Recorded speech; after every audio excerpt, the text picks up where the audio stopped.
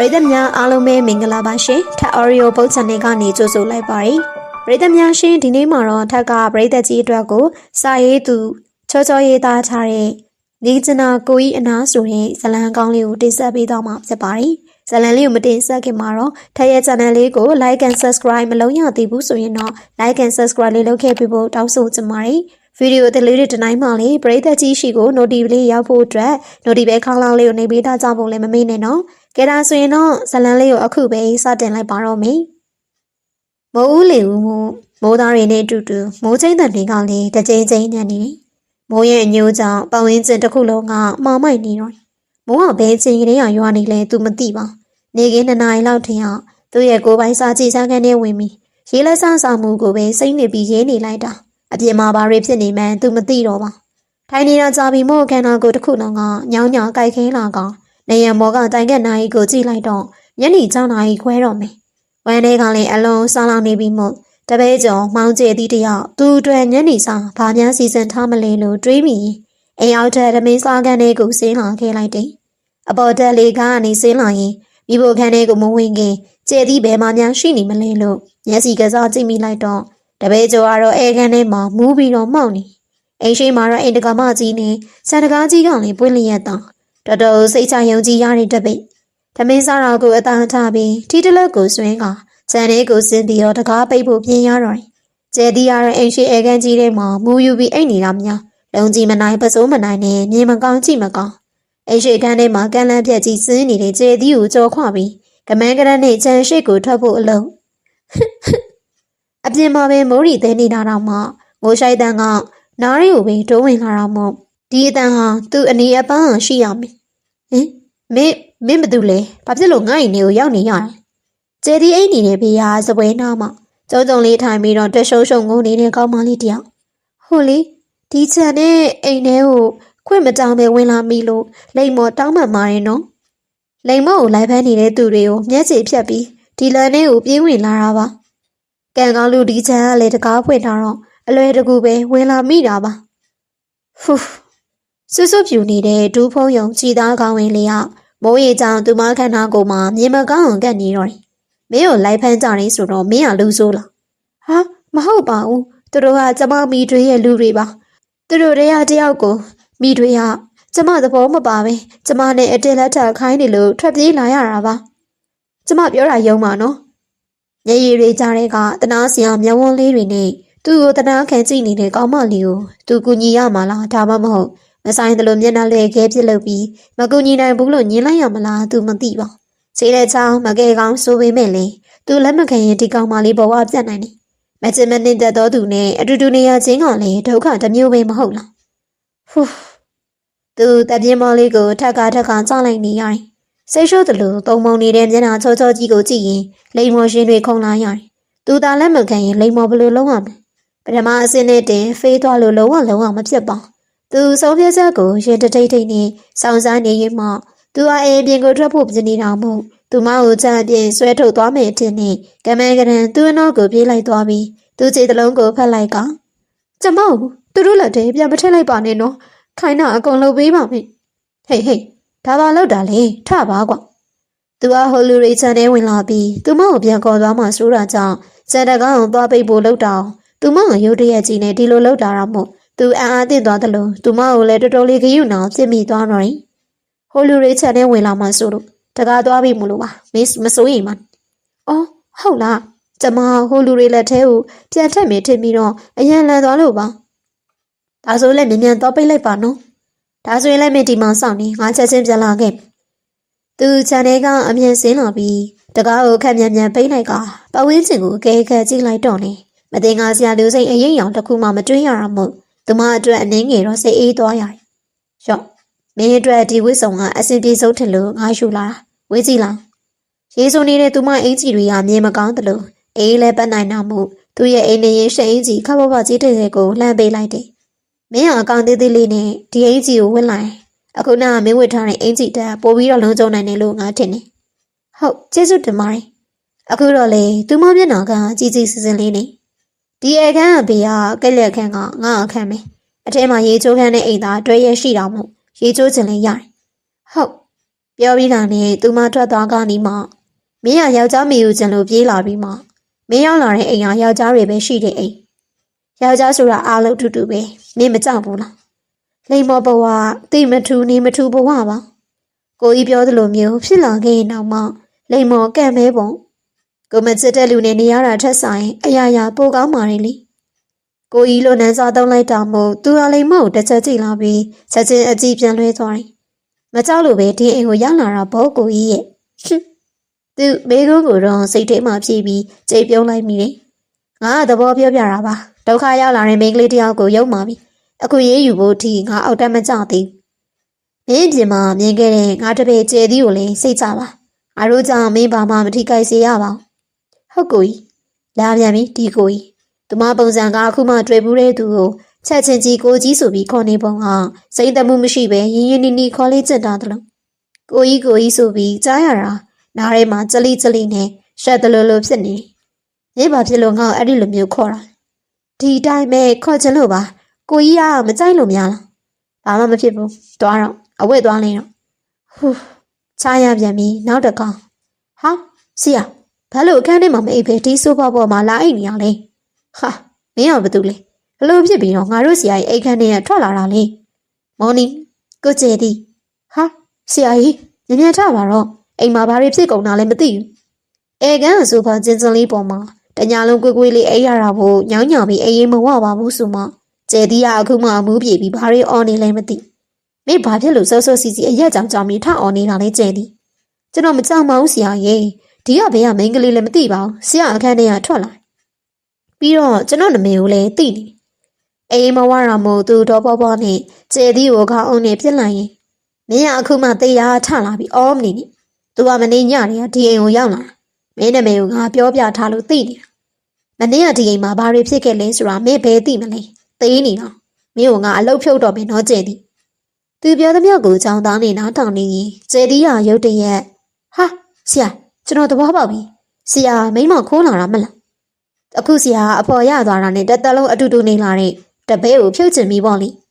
ဟာဒီကောင်မိန်းကလေးကိုအားနာစရာကွာမင်းပါဇက်ကြီးပိတ်ထားပြီးတော့ငါပြောသမျှနားထောင်စမ်းမဟုတ်ရင်ငါဆွဲထုံပြီးတော့မိုးမလင်းခင်ကလေးကလက်သီးချင်းနေတဲ့ဆရာတပည့်နှစ်ယောက်ကြောင့်လိမ္မောပဲဝေဖြေရှင်းပေးရင်နဲ့အကြောင်းစုံကိုရှင်းပြရတော့တယ်ဒီတော့မှကိုကျဲကြီးဆိုတဲ့သူကဇက်ရည်လဲသွားပြီးအော်ဆိုပြီးတာနဲ့သူ့ဆရာကိုမျက်စာပြပြပြီးမြုံတုံလုံနေတော့တယ်ဒါနဲ့ညီမနမေအောင်လိမ္မောပါကိုကျဲသည်ဟာကျွန်တော်ဆရာအကြိုက်ပဲပေါ့ရှင်ဟဲ့ကောင်ကျဲသည်မင်းငါလက်သီးနဲ့အရက်မြည်ချင်နေလားကျွန်တော်ကလိမ္မောသည်ဆိုတာဆရာအကြိုက်လို့ပြောတာပါဟိဟိဟွန်းအတွင်တင်ရောက်တပ်ပြင်းကိုနောက်တစ်ခါထပ်ချရင်ကိုကျဲသည်လက်ရနေလေစာထမင်းဝိုင်းမှာလိမ္မောတော်တော်လေးကရေးမိန်နေတော့စက်နဲ့ဘူးတီကိုကာလာသားချက်ကလေးချက်ပြီးတော့ငပိရင်နဲ့တို့စီရတခွားသည်ဝါဥဟင်းကိုပင်အရေးချောက်ကလေးနဲ့စီးပြတ်ချက်ထားပြီးရှားနဲ့ရွက်ကလေးတွေအုပ်ထားတာကလိမ္မောအကြိုက်ပါတတိထားကြည့်ပြီးတော့ကိုကြီးကထမင်းစောရင်ရွှေမတော့ပင်ရင်းနှီးချမ်းတောက်ပုံရတယ်ကိုကျဲတီးကသူ့ဆရာအတွက်တီးတန့်ပြင်ဆင်ပေးထားတယ်လက်ဖက်ဆောင်နဲ့တင်းလေးနဲ့ရည်နွေးလေးကလည်းတောက်ကျင်စရာထမင်းဆိုင်စကားပြောတာကိုမကြိုက်ဘူးလို့ကိုကြီးကပြောတော့မို့ထမင်းစားတော့ပြီးမှပဲအဲကန်းမှာကျတို့နှစ်ယောက်ကိုလိမ္မောအကြောင်းတွေကိုတေးချလေးပြောပြရတော့တယ်လိမ္မောဖေဖေကတစ်တော်ရရှိတူပါမိမိကလိမ္မောလေးတဲ့နှစ်ကလေးကဆုံးသွားတာပါရှစ်တန်းနဲ့ရောက်တော့ဖေဖေကလိမ္မောရဲ့မိတွေဒေါ်စောကီတီကိုလက်ထပ်လိုက်တယ်မိတွေကလဲတယ်ဖေဖေရှိမှကြတော့လိမ္မောကိုရမ်းချစ်ပြဂီယူဆိုင်ပြပြီးတော့နောက်ွယ်အောင်မှအဆွဲကိုထုတ်ပြတယ်ဖေဖေစိတ်ဆင်းရဲမှဆိုလို့လိမ္မောဘာမှမပြောဘဲနေခဲ့ရတာပါကိုရန်နေကစပြီးတော့လိမ္မောကျောင်းကြီးကျောင်းစားပဲနေတော့တယ်ပြီးတော့တက်ကတူကအဆောင်မှာပဲနေပြီးတက်ခဲ့တယ်ဖေဖေကိုသတိရမှသာတခါတလေဖေဖေရောလိုက်သွားပြီးတွေးလိုက်တယ်အိမ်ကိုတော့တစ်နေ့တစ်ခါလောက်ပဲမပြန်ဖြစ်တော့ပါဘူးတနာလိုက်တာညီမလေးရေကိုကျဲတီးရတော့လိမ္မောရဲ့လန်ကျုံလုံးကျန်ဇလန်းကိုအဟုတ်မှတ်နေပြီးဆိုတနာနေတော့တယ်တက်ကတူနောက်ဆုံးနေတက်နေတော့မှဖေဖေဆုံးနေအဲ့ဒီချိန်ကစပြီးတော့မိထွေးရလိမ္မောဟိုနီးရလူတွေတွေကကိုဖုံးရှန်ဆိုတဲ့တထေးလက်တွေကိုအတင်းထဲဖို့လမ်းဆောင်ရှာတော့တာပါပဲလိမ္မောကတော့ပြောင်းပဲပြောချလိုက်တယ်ဖေဖေအမွေတို့လို့ချင်းအကုန်ယူလိုက်ပါတော့လို့လိမ္မောကိုအဲ့ဒီလူလက်ထဲတော့မထည့်ပါနဲ့လို့ပြောပြီးမိတွေကိုနောက်ထပ်စီးစိမ်တွေထပ်ပေးမယ်လို့ဟိုလူကဆွဲထားလို့ဒေါ်စောကီတီကလိမ္မောပြောတာကိုလက်မခံပဲ အခုလိုမျိုးအတင်းကျပ်စီစဉ်လို့လိမ္မော်ထွက်ပြေးလာရတာပါ။နေကြောင်းတော့ပြီးခဲ့တယ်ပေါ့။လိမ္မော်ပြောသမျှကိုကြောက်ရွံ့ကြည့်လို့ပဲမလုံးမရှမ်းနဲ့နားထောင်နေတဲ့ကိုကြီးကအခုမှပဲစကားပြောတော့တယ်။ဟုတ်ပြီးခဲ့ပါတယ်။ဒါပေမဲ့နောက်ဆုံးနေ့တက်နေတဲ့ဟာဖေဖေမရှိတော့တာခွင့်ကောင်းယူပြီးဟိုလူကြီးကအဆောင်ထိလိုက်လာပြီးထိကပါရိကပါတွေလာပြောတော့မို့စိတ်အရန်ဆင်းရဲခဲ့ရတာပါ။ကြောင်းပြီးသွားတဲ့အထိအဆောင်မှာပဲဆက်နေနေတာမိတွေကအဆောင်မှုစီလာပြီးတော့သူတော်ကောင်းရံဆောင်ပြီးလိမ္မော်ကိုတာဝန်ယူပေးရစေဆိုပြီးအတင်းပြန်လာခေါ်ခဲ့တာပါမင်းဒုက္ခလည်းမသေးပါလားနော်ပြီးတော့မင်းကအလုပ်လက်မဲ့ပေါ့ဟုတ်ဒုက္ခမသေးတာမို့ကိုကြီးဆက်ပြီးတော့ကဲပေးပါနော်ပြီးတော့ကိုကြီးပြောသလိုပဲအလုပ်လက်မဲ့ဆိုတော့ကိုကြီးမှာအိမ်အလုပ်တွေကူပေးပြရစီနော်ကြိုက်တယ်လို့ခိုင်းလို့ရပါတယ်လိမ္မော်ကိုအိမ်တော့ပြန်မပို့လိုက်ပါနဲ့နော်ဒီလိုမျိုးတနာစီအောင်မျက်နှာလေးနဲ့ပြောလာတော့သူကဘာကောင်းမို့လို့တေးခံနိုင်တော့မှာပြီးတော့သူကအနုပညာသမားတွေရဲ့စိတ်ဓာတ်သဘောထားနူးညံ့ကြတယ်တနာတတ်ကြတယ်မဟုတ်လားခက်တော့ခက်နေပြီဘယ်ရလာမှန်းဘယ်သူမှမသိတဲ့မိန်းကလေးတယောက်ကိုသူအိမ်ပေါ်မှာခေါ်တင်ထားတာလွယ်တော့မလွယ်ပါသူရဲ့မွေးရပါပြီးစားသူများတွေနဲ့ရောနော်မနေတတ်တဲ့ပုံစံမျိုးဒါကြောင့်မို့လို့ဒီတို့စိတ်ရက်ွက်မှာအေးစီလေးစားရင်အောင်လာနေပါလေဆိုမှပြဿနာကသူ့အိမ်ကိုစိုက်မြတ်ရောက်ချလာတယ်ဆရာချားဆိုပြီးတော့နာမည်ကြီးစာရေးဆရာဖြစ်နေတာတော့မှလူနဲ့ကလောင်ကိုတွဲတည်တဲ့လူကသိမရှိပါစာရေးပြီးရင်သူ့အလုပ်ကပြီးပြီကျန်တဲ့ထုတ်ဝေတဲ့ကိစ္စတို့တိုက်ပိုင်ရှင်တွေတွေ့တာတို့စာချုပ်တာဘာညာကိစ္စတွေအကုန်တပည့်ကျော်မောင်ကျဲသီးနေတာပြီးအခုခေတ်စာရေးဆရာတွေလို့သူက Facebook တို့ဘာလို့လဲမသုံးပါအစားကတော့လူပြောများလို့သူသုံးကြည့်ပေမယ့်အဆင်မပြေပါလူငယ်တွေကိုတိုးတက်ကြောင်းကိုရှာဖို့တဲ့ဒီ Facebook ပေါ်မှာမဟုတ်တာတွေနဲ့ချိန်ကုန်နေတာကိုကြည့်ရတာသူပြင်မောတယ်သူခင်နဲ့သူအသုံးဝင်တာရှိပေမယ့်နီးလိုက်မှန်သုံးတဲ့သူဟာတရားမှာတယောက်လောက်တောင်မှမရှိပါသူမိတ်ဆွေတွေကတော့သူ့စာတွေကိုစာပေဂရုတွေမှာတင်ခွင့်ပြုပါဆိုပြီးတောင်းဆိုတာကိုတော့သူလက်ခံတယ်သူပရိသတ်နဲ့သူ့နုပညာကိုဘယ်နည်းနဲ့မဆိုထိတွေ့ခွင့်ကိုသူခွင့်ပြုပြီးကိုကြီးဘာတွေးနေရလဲလိမ္မော်ပြောနေတာမကြောက်လားယင်မင်းဘာပြောလိုက်တာလဲ sorry ငါအတွေးများသွားလို့မကြားလိုက်ဘူးလိမ္မော်ကိုဒီမှာဆက်ပြီးတော့လက်ခံမင်းမဟုတ်လားလို့ငါလက်မခံရင်မင်းမသွားစရာနေရရှိလို့လားရဲ့လိမ္မော်စိတ်ထဲမှာစိတ်ပြီးတော့ပြောလိုက်ပြီးသူမအောင်စိတ်ရှုပ်တယ်လို့တစ်ချက်သားကြည့်သွားပြီးခက်တီတီထွက်သွားတဲ့ကိုကြီးရဲ့နောက်ကျုံးကိုခိုးငေးကြည့်နေလိုက်တော့ရင်လိမ္မော်ညီမလေးဆရာချခေါ်ခိုင်းလိုက်တယ်အဲကန်းကိုခဏလာခဲ့အောင်နဲ့အပြင်ကကိုကျဲတီးရတန်မို့လိမ္မော်အခုလာမယ်လို့အတန်ပြုတ်လိုက်ပြီးအိမ်ဒီလိုဖျို့ဖျဲဖြစ်နေတဲ့သူမဝတ်ထားတဲ့ကိုကြီးရဲ့တီရှပ်ပွားကြီးကိုတရဖြစ်အောင်ဆွဲဆန့်လိုက်တယ်မင်းညနေကကိုကြီးကလိမ္မော်အပိုင်းစားရသွားတာဖြစ်တယ်ကိုကြီးကတော့ပေါ်တက်ဖျားကန်ပြီးတော့သူစာရေးတွေအခန်းမှာပြောင်းရည်မယ်လို့တော့ပြောတာပဲအခန်းထဲအောင်ထွက်လာပြီးတော့အေကန်စီကိုရှောင်သွားတော့ဆိုဖာပေါ်မှာခြေပြလက်ပြထိုင်နေတဲ့ကိုကြီးရဲ့ပုံကတနေရာပြန်လာပြီးမောပန်းနေတယ်လို့ပိုလိုရှက်လိုက်ဘလူးရောင်နေလူကြီးအပြာရောင်ကွက်စိတ်ကိုတွဲဖက်ဝစ်စင်ထားတဲ့ကိုကြီးပုံကအတော်လေးကိုတန့်ခန့်နေကိုကြီးဆိုပြီးအနောက်တိုးကပ်ပြီးခေါ်လိုက်တော့မိထားတဲ့မျက်ဝန်းတွေကဖြတ်ကနေပွင့်လာပြီးရော့ဒီမှာရှိသမျှအိတ်တွေအကုန်ရှူသွားမင်းနဲ့အစင်ပြေလောက်မဲ့ဟာတွေရွေးဝယ်လာတယ်ကြိုက်လားမကြိုက်လားတော့မသိငါကတော့ရှိသမျှအဆက်တွေကုန်ပြီကိုကြီးထိုင်နေတဲ့ဆိုဖာဘေးမှာအထုပ်တွေကပြန်ကျဲနေအသာလေးယူကြည့်လိုက်တော့မိမဝစ်ထင်းတွေပြီးတော့အပေါ်အောက်အတွင်းဝစ်တွေတောင်ပါသေးအမလီကိုကြီးဓာတွေကိုတောင်းဝင်လာရလို့အခုလိုစစ်ပြလက်ပြင်းမောနေအောင်များလားမင်းကိုကြည့်ရတာထမင်ဝစ်တက်မဲ့ပုံတော့မပေါ်အဲဒါကြောင့်ထမင်ရတော့နှစ်ထည်လောက်ပဲဝယ်လာလိုက်တယ်လိမ္မော်ကလွတ်လပ်ပဲနေတက်လို့ပါကိုကြီးအတွက်တန်မယားရဲ့သွားဖြောပေးနေတဲ့ကိုကျဲသီးအောင်လေးပြန်ရောက်လာတာမို့ကိုကြီးကတန်မယားရဲ့ခွက်ကိုယူပြီးတခါရဲတောက်ချလိုက်တော့တယ်လိမ္မော်အတွက်နဲ့အလုံးရှုံးရတာမို့တောင်းပန်ပါတယ်နော်ဒါကြောင့်မလို့ဒီနေ့ညနေစာကိုလိမ္မော်သေးချလေးချက်ကျွေးပြရစီနော်ကိုကြီးကဘာမှပြန်မပြောဘဲသူမကိုတစ်ဆက်သားကြည့်ပြီးအပေါ်တက်ကိုတက်သွားလေတော့တယ်ကိုကြီးကဘာမှလည်းပြောမသွားလိမ္မော်ဝင်ချက်ရမလားမချက်ရဘူးလားစိတ်နေတာလက်ခံလို့ပေါ့လိမ္မော်ရဲ့ဟုတ်ကိုကျဲတီဒါဆိုချက်ပြုတ်ချိန်ရောက်ရင်လာခဲ့မယ်နော်ဟဲ့စားလေးတွေကဖြူဖွေးနေရပဲရေးစေးထားလားကိုကျဲတီကျဲတီကစမ်းစင်းနေတာမို့ရေပိုက်ကောင်းထွက်လာတဲ့ရေတန်နဲ့တေချာချောင်းပုံမပေါ်စားရင်းနေရင်နဲ့ရေးစားလာလို့မိဖို့ကြောင့်မှရေးလာယူတဲ့သူကတာသူမအပြေကိုတေချာကြည့်ကြောင်းလိုက်ရတယ်စားရီဖြူနေတာရေးစေးထားတာလားမင်းသိလို့ရပြီကျဲတီဒီလိုမင်းကလေးဖြစ်ပြီးတော့မိဖို့ကြောင့်နဲ့မရင်းနေတဲ့သူမျိုးဟာမင်းကိုထမင်းဟင်ချက်ကုန်မိုင်းမင်းတို့နှစ်ယောက်ကြောင့်ငါညနေစာစားတဲ့ချိန်နောက်ကျရင်တော့နှစ်ယောက်လုံးမလွယ်ဘူးမှတ်ထားကျဲသည် မင်းသူ့ကိုချက်ပြုတ်တင်ပေးရတာနဲ့တင်အရက်ခိုးကြီးရတဲ့အချိန်တွေရှော့ကုန်မှာငါမြင်ရောက်သေးတယ်ကွာ။ဓမင်းစားခန်းထဲကိုဝင်လာတဲ့ကိုကြီးကသူမတို့နှစ်ယောက်ကိုကြည့်ပြီးနှက်ခမ်းတစ်ချက်တွန့်ယုံပြုံးသွားပုံကလောင်ပြောင်သွားတယ်လို့ကိုကြီးကြည့်ကြည့်ပါနော်ဒီညက်နေလိမ်မော့လိုက်ရထမင်းပွဲကြောင့်ကိုကြီးရှာရီရောတွားရီပါလဲသွားစီအောင်ကိုကျဲသည်ဘာလို့လဲစစ်မီနဲ့မချက်တာလဲအခုလိုမီးသွင်းနေချက်တော့အချိန်လဲပိုကုန်လူလဲမောတော့ပေါ့ဆရာချလေးရစစ်နဲ့ချက်တာမကြိုက်ဘူးလိမ်မော့ရင်ပေါင်းနဲ့ထမင်းတိန်အစီအနစ်များနေဆိုပြီးသဘောမကျပြီးတော့ချရင်တန်းလန်းနဲ့မီးပြတ်သွားတာတို့ဘာလို့ဆိုရင်လဲဆရာမကြိုက်ပြန်ဘူးလीတဖူဖူနဲ့မီးမုံလာရက်ခတ်လိုက်နေမီးတောင်လုံးနေရင်ကလိမ်မော်မီးတော်ကိုလေတစ်ဖက်ပြန်ပြေးပြီးနေရတဲ့ကိုကျဲသည်ကိုကြည့်ပြီးလိမ်မော်ချွေးတွေပြန်ကျင်လာတယ်ကိုကျဲသည်လောက်ပါအောင်ဒီမှာထမင်းကိုကြည့်စုလာပြီးချလိုက်ရတော့မလားစူတာနဲ့ချလိုက်လို့မရဘူးထပ်ပြီးတော့ကြည့်အောင်မေကျက်သူနီကိုကျွဲကျင်ပိုက်နေစွာလီးနေရင်ကိုကျဲသည်အောင်ပြန်ပြေးကိုကျဲသည်ကထမင်းငယ်တော့လိမ်မော်ကကျက်သူနီကိုလီးပုံဆက်ပြီးတော့တောင်းဝင်ရှူရတယ်ကျက်သူနီအများကြီးလီးပြီးတော့ဘာလဲမို့လဲ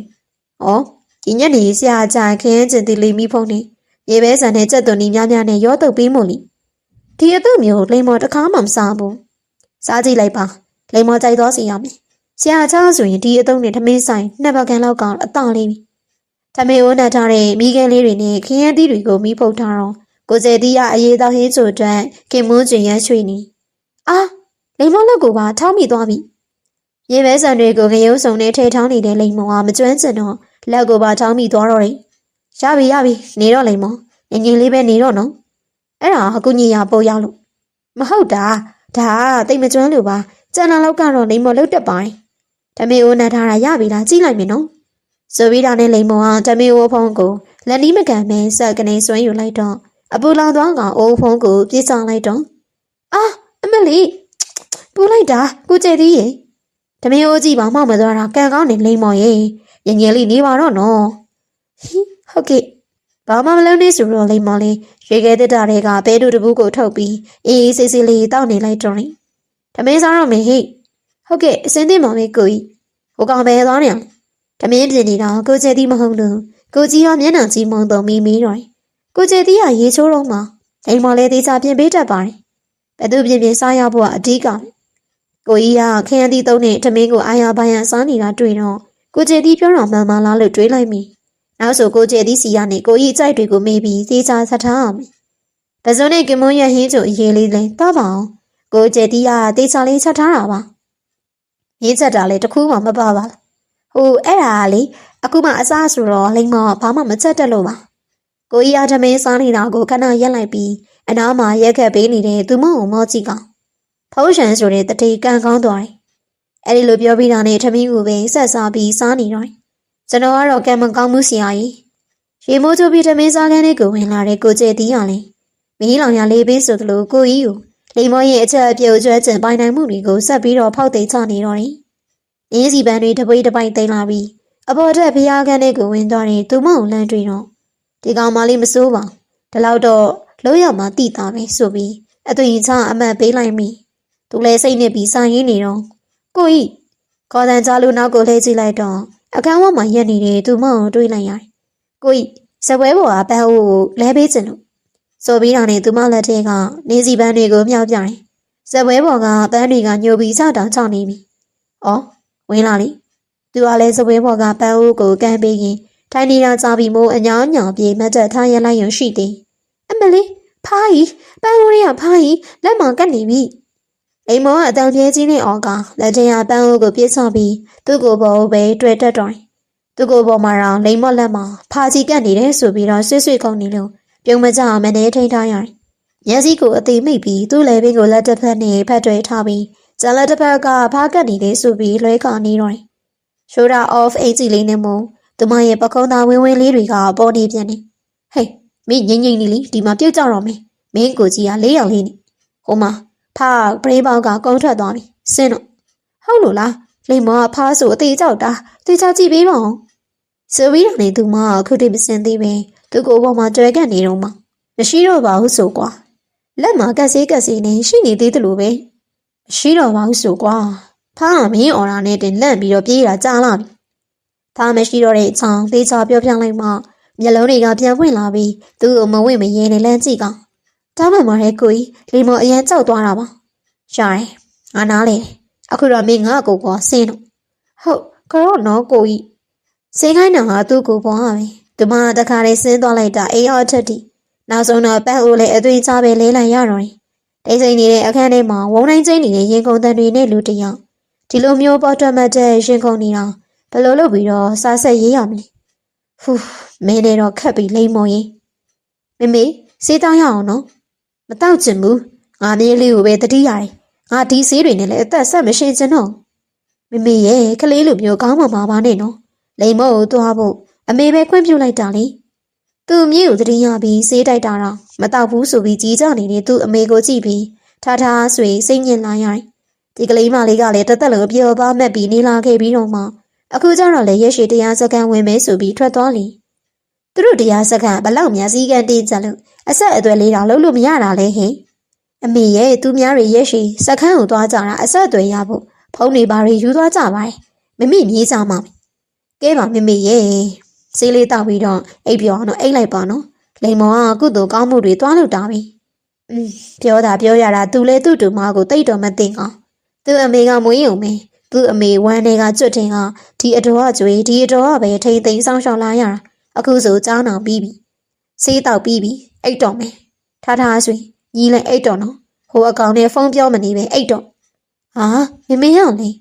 ထားငွေတဲ့နော်တငွေတဲ့ရှိတယ်ဘူးစုဖျုံမသိတယ်ထားငွေနော်ညီကိုအဲ့ဒီလက်ကြောမတင်တဲ့အမှုပညာသမားမျိုးနဲ့လုံးဝသဘောမတူနိုင်မေကလည်းသူ့ဟာတော့ပြောပြီးကြားခဲ့တယ်သူမကလည်းလှုပ်ချင်တာလို့ဖို့အခန်းထဲကိုပြန်ဝင်လာပြီးကိုယ်နဲ့ထဲမှာပဲကိုယုံလို့မှတ်ထားတဲ့နံပါတ်လေးကိုခေါ်လိုက်တော့ကိုကြီးအိမ်မဝင်လာမယ်နော်စားရင်အိတ်ချင်ပြအောင်စားရအောင်လို့လက်ဖက်တုပ်လေးလာပို့တာပါဝင်လာခဲ့ကိုကြီးကဝင်ခွင့်ပြုလိုက်တာနဲ့လိမ္မော်အခန်းထဲကိုဝင်သွားတော့ကိုကြီးကလိမ္မော်တင်တယ်လို့စားရင်နေတာမဟုတ်ဘဲပကြီးဆွဲနေတာဖြစ်တယ်ဟင်ကိုကြီးကပကြီးလဲဆွဲတတ်တာပဲလာ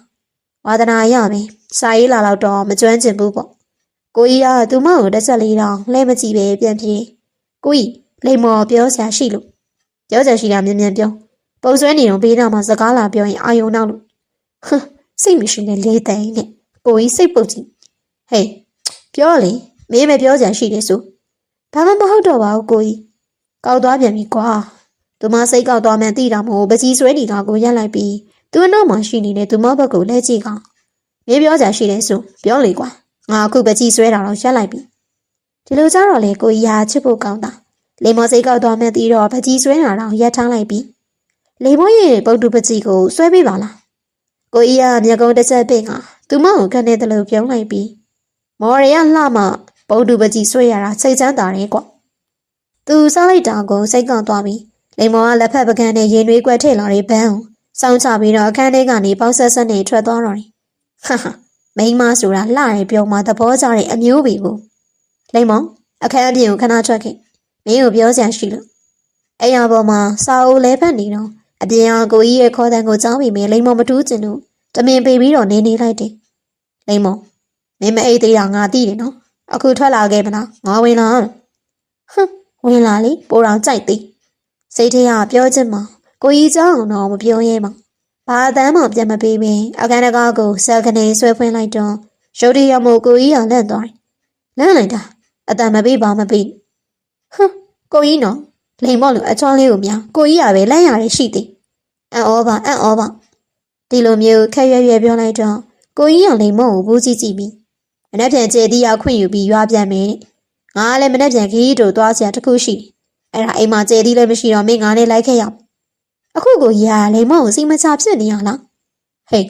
ငါမင်းတယောက်တည်းပြင်းနေမှာဆိုလို့စေတရာနဲ့ခေါ်တာမလိုက်ချင်လည်းမင်းသဘောပဲလေကိုကြီးကလည်းလိုက်မယ်ဆိုလိမ္မော်အတန်ကိုတမင်လှုပ်ချွဲပြီးလက်နှစ်ဖက်ကိုရှေ့ကိုပြက်ကကိုလေးကိုနှွဲပြီးပြောလိုက်တော့ကိုကြီးက9 ရက်လောက်ထမင်းစားပြတ်နေတဲ့မျက်နှာပုံမျိုးဖြစ်သွားကောင်ချက်ချင်းသူ့အပေါ်တက်ကိုအခန်းထဲကိုတက်သွားတော့တယ်ဟူးငါအဖြစ်ကလည်းနော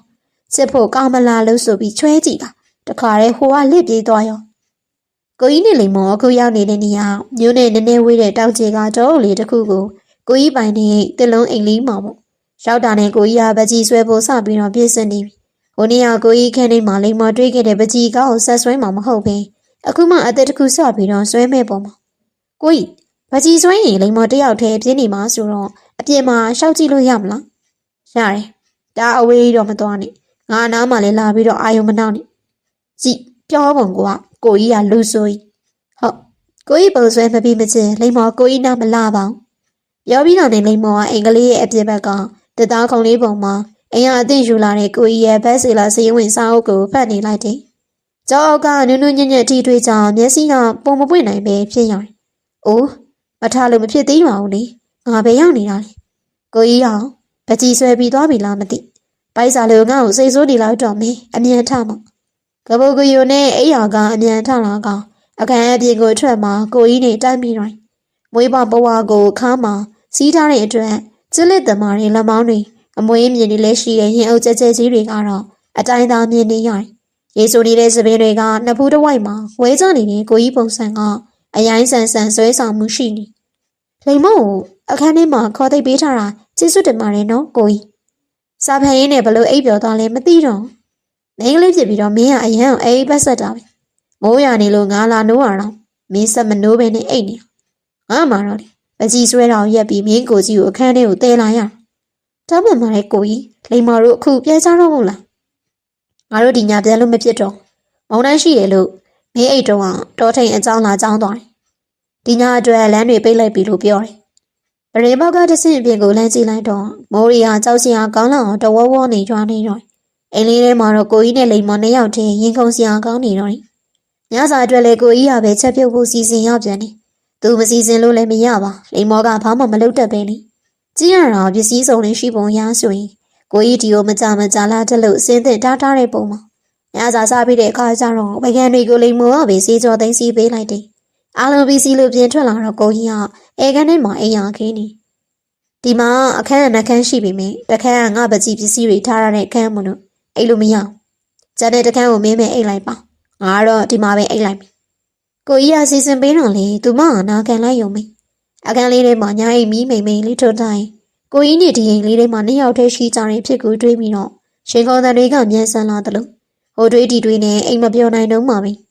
တောက်တဲ့ဆိုတဲ့အတန်ကြီးကထွက်ပေါ်လာပြီးသူမအိမ်နေအပေါ်တက်တက်မျက်နှာချက်မှာတောက်တဲ့ကြီးတကောင်ကိုတွေးလိုက်ရတာမို့လိမ္မော်ငဲတန်းပေါင်းအာကောင်ချစ်ပြီးတော့အော်လိုက်တိုင်းအိမ်ခန်းထဲမှာအိမ်ရခင်းပြီးစာအုပ်ကိုလဲဖက်ရင်တက်တာနားယူရုံလေးရှိသည်အခန်းထဲကသူမရဲ့အော်တန်ချောင်းကမန်းကရန်ထပြီးသူမစီကိုပြေးရတော့သူ့ကိုတွေးတာနဲ့ကလေးမော်ကပြေးစင်းလာပြီးရှင်ခွင်ထဲကိုတေးတိုးဝင်လာတော့ကိုဤမျက်နှာချက်ပေါ်မှာတောက်တဲ့ဤလိမ္မော်ခုနကတွေးလိုက်တယ်တောက်တဲ့ဆိုတာတွေးရုံလေးတွေးရခဲ့တော့မှုရိုးတရတွေးလိုက်ရင်လည်းကျင်စရာလား sorry မင်းတို့တယောက်တည်းပြစ်ထားတယ်လို့ဖြစ်သွားတယ်အရန်ကြောက်သွားလားကိုကြီးဟာသူမစောပြန်လေးကိုခက်ဖို့ဖို့လေးပုတ်ပြီးကျင်းစနာပြောလာတော့လေစောနာကြောက်စိတ်တွေဘယ်ရောက်သွားမှမသိဒီခန်းထဲမှာမအိပ်ရဲတော့လိမ္မော်အိတ်နေတော့သူလာကန့်ဘယ်လိုလုပ်မလဲတောက်တဲ့ကန့်ရင်မိုးချင်းတန်နေကြောင်းမှာပဲခွာတော့တာဆိုလိမ္မော်ကြောက်တယ်တခုခုကြောင့်ရင်ကလေးလိုမျိုးပြောသလိုပြောနေတဲ့သူမပုံစံကိုကြည့်ပြီးသူဟီးချင်လာတယ်အခုလည်းဘိုးတွေဆက်ပြက်ရွာပြီးမိုးချင်းနေတာပဲကွာမင်းကိုကက်ခဲ့ရင်တော့သူအကြိုင်မကက်ရဲပါကိုကြီးနော်သူများကြောက်ပါလေစုမသူစားလိုက်တော့လိမ္မော်ကလက်သီးစုပ်သေးသေးလေးတွေနဲ့သူရင်ဘက်ကိုလာထုလေတော့ဒီမှာမအိပ်ရဲတော့ဘူးဆိုပြီးအပြင်မှာလာအိတ်လေငါဆိုဖာပေါ်မှာအိတ်လိုက်မယ်ဟုတ်ကိုကြီးည7 နာရီလောက်ရောက်တော့အသက်ကုန်ရွာထားတဲ့မိုးတွေကလည်းဆဲသွားခင်အဲကနေမှလည်းမီးမိန်လေးပဲထွန်းထားတာမို့အသက်ရှူတဲ့ညင်းလေးထွက်ပြီးအိပ်ပျော်နေတဲ့မျက်နှာလေးပေါ်အလေးမိန်လေးဖြာကျနေတာစိတ်ပြင်းနေပြီးထိုင်ကြည့်နေမိလိမ္မော်မင်းကားစီကိုဘာကြီးပဲအချက်နဲ့ချင်းကလာလဲဆိုရင်မင်းကိုယ်တိုင်ဝေခံတဲ့နေ့အထိဘာမှမသိတယ်လို့ငါစောင့်နေပေးမယ်ကိုနိုင်ကောင်းမလေးမင်းအိမ်မက်ထဲမှာငါပါနေမလားသိချင်တယ်ကိုယုံအန်တီရောအချိန်ကြီးဘလို့ရှိလဲတက်တာရင်လားကိုမေမေကတော့အားလုံး okay တဲ့ညီရွှေမျိုးတွေနဲ့ပြန်တွေ့ရတော့တော်တော်လေးကိုမှရွှေမျိုးနေတာရောဂါတွေလည်းပျောက်ကုန်ပြီနဲ့တူတယ်ဒါဆိုရင်ကိုယုံတို့သားမိတွေခေးရပြန်လာမှပဲစာအုပ်ထည့်ထုတ်ဖို့ကိစ္စဆက်ပြောကြတာပေါ့ပြီးတော့ကျွန်တော်လည်းကိုယုံကိုတခြားကိစ္စလေးတွေပြောဆရာရှိသေးတယ်အခုတော့ခီးထွက်နေတာဆိုတော့စိတ်လွတ်လက်လွတ်နားလိုက်အောင်နော်ပြန်လာမှပဲအေးစီပြောကြတာပေါ့အဲကနေမှကိုကြီးကပြုံနေဘသူနဲ့ဖုန်းပြောနေလဲမသိပါမျိုးကြောင်မှကစွန်းရဲ့ကျွင်းရင်းနဲ့ကိုကြီးကိုလဲလဲကြီးရတာလေအမော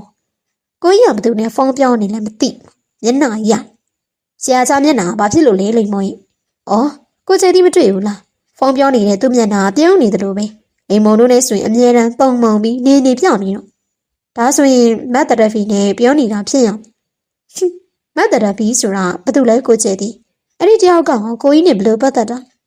မတ်တရဘီဆိုတာဆရာချားနဲ့လူကြီးတွေကနေရာချပေးဖို့စီစဉ်ထားတဲ့သူပေါ့ရုပ်ကလေးကျော်ပညာကလည်းတန်ချမ်းသာကြွယ်ဝမှုဆိုတာကလည်းပြောမနေနဲ့ဒါတော့မှဆရာချားဒါတော့မှဘာဖြစ်တာလဲကိုကျဲသည်ရဲ့ညံ့ညံ့ပြောပါအကဲပိုလိုနဲ့လိမ်မော့ကိုကျဲသည်ကရိမ့်မိသွားမလားတော့မသိပြီမင်းအခုချိန်မှာဒါရီကယူမဆိုင်နိုင်ပါဆရာချားမလုံးမရှက်နေဆိုတော့လူကြီးတွေကစီစဉ်ဖို့လည်းခက်မိန်းကလေးဘက်ကလည်းရှေ့တိုးလို့မရပဲစံမျောကြီးဖြစ်နေတာပေါ့ဆရာကတော့တခါမှဖုန်းမဆက်ပေးမင်းအဲ့ဒီအမကတော့မကြမကြဖုန်းဆက်လာတတ်တယ်ကိုကြီးကမလုံးမရှက်ကြီးဆိုတော့ဘာပဲဖြစ်ဖြစ်တော့ပါသေးလိမ့်မောထမင်းဆောင်မကောင်းဘူးလားဟင်းနေမကြိုက်လို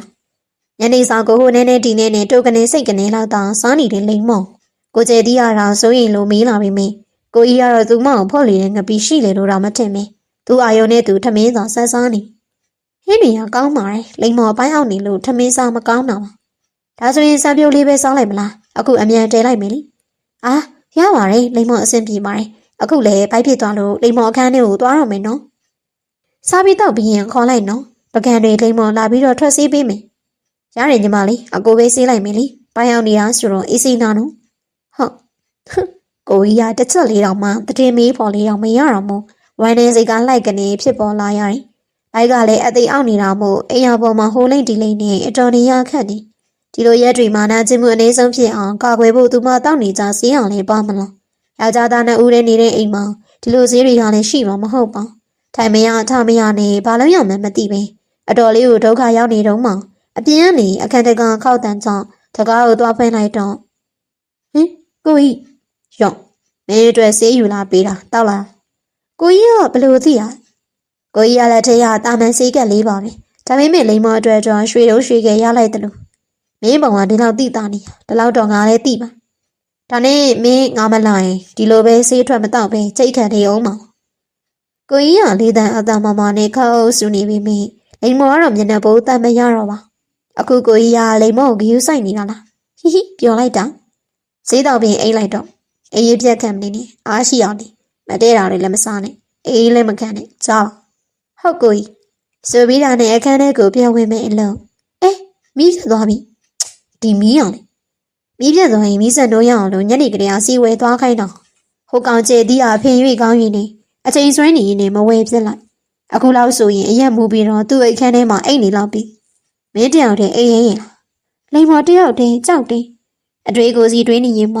ပြောပြတော့လေတပြိုင်နေအမောင်လေးမရဲနေရင်မလိမ္မော်ရှိတဲ့ဘက်ကိုသူ့မျက်နှာကိုလှည့်လိုက်ပြီးအပေါ်တဲ့အခန်းမှာလိုက်အိပ်မလားဒါမှမဟုတ်ဒီအခန်းမှာငါဝင်အိပ်ပေးရမယ်ရုတ်တရက်မို့လိမ္မော်ကလည်းမစင်းစားတတ်ပဲတွေးဝေနေတာမဟုတ်စိတ်မရှိတော့တဲ့ကိုကြီးကလိမ္မော်လက်ကိုဖမ်းဆွဲကအခန်းထဲကိုခေါ်သွားတော့တယ်လိမ္မော်အိပ်ရာကနိုးတော့ကိုကြီးကအခန်းထဲမှာမရှိတော့ပါ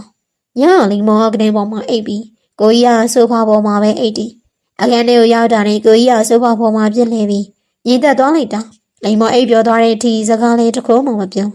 ာဖျောင်းတိုင်ပြီးလည်းမထွန်းကြပဲမောင်မောင်မေမေအခန်းထဲမှာတရားစွဲရှူတန်းတရားနာထောင်ရင်အိမ်လိုက်ကြတာဖြစ်တယ်တညလုံးဆိုဖာပေါ်မှာလဲနေရတာမို့ကားတွေကလည်းနားနေပြီအိမ်လိုက်နိုးလိုက်နဲ့တညလုံးကောင်းကောင်းအိမ်မပြောတာမို့ကျဲဒီမနိုးခင်မနဲ့၄နာရီလောက်ထင်အောင်သူမအခန်းထဲကနေထွက်လာလိုက်တာဖြစ်တယ်ကိုအခန်းထဲကိုပြန်ရောက်တော့မှကရင်ပေါ်မှာခြေပြက်လက်ပြက်လဲဆော့ပြီးညအကြောင်းတွေကိုပြန်စင်းစားနေမိတော့တယ်အလေးရောင်14တောင်မရှိတဲ့အခန်းထဲမှာသူမနဲ့နေရောက်တဲ့နေရတဲ့အဖြစ်က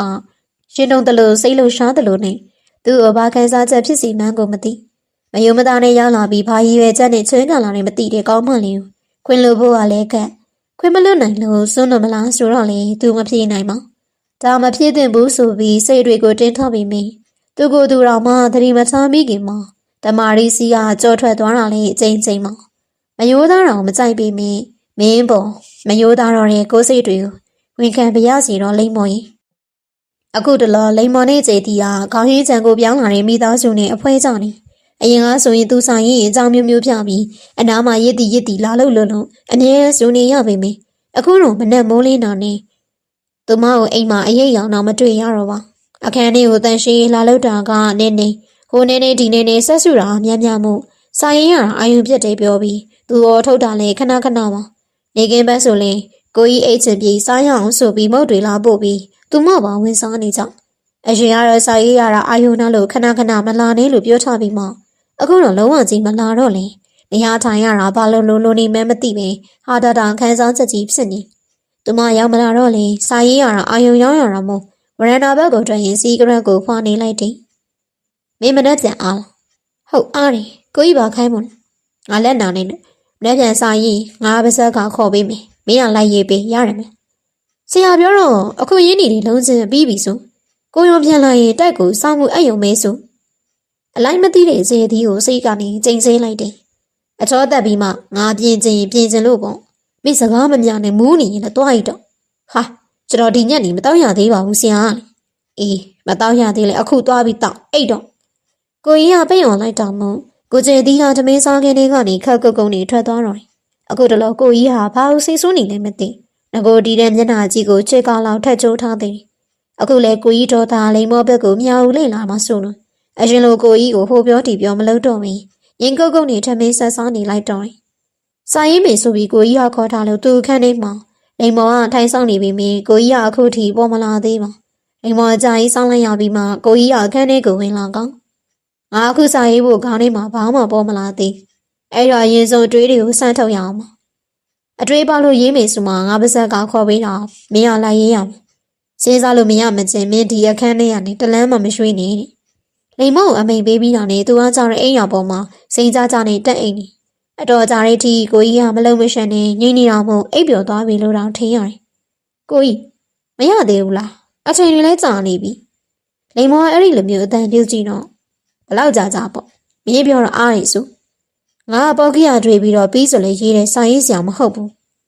ဆိုပြီးတော့နဲ့အော်တက်တော့သူကကြတော့အိမ်ရပေါ်မှာစိမ့်နဲ့အိတ်နေပြီးစဉ်းစားကန်ဖွင့်နေတော့ဘလောက်ကြာကောင်းမှာပေါ့လို့လိမ္မောကတော့ထိုင်နေရတာနှစ်နာရီလောက်ရှိပြီမို့ဖင်တွေပူပြီးတော့ခါးရီပါနားလာရကိုကြီးမကောင်းပြောမိတာလိမ္မောပဲမှားပါတယ်တားမှန်ပါတယ်နော်ကိုကြီးကြိုက်သလားစဉ်းစားပါမမှန်သိရင်တိတ်လေးနေတော့ဒီမှာစံပြတ်တယ်နေ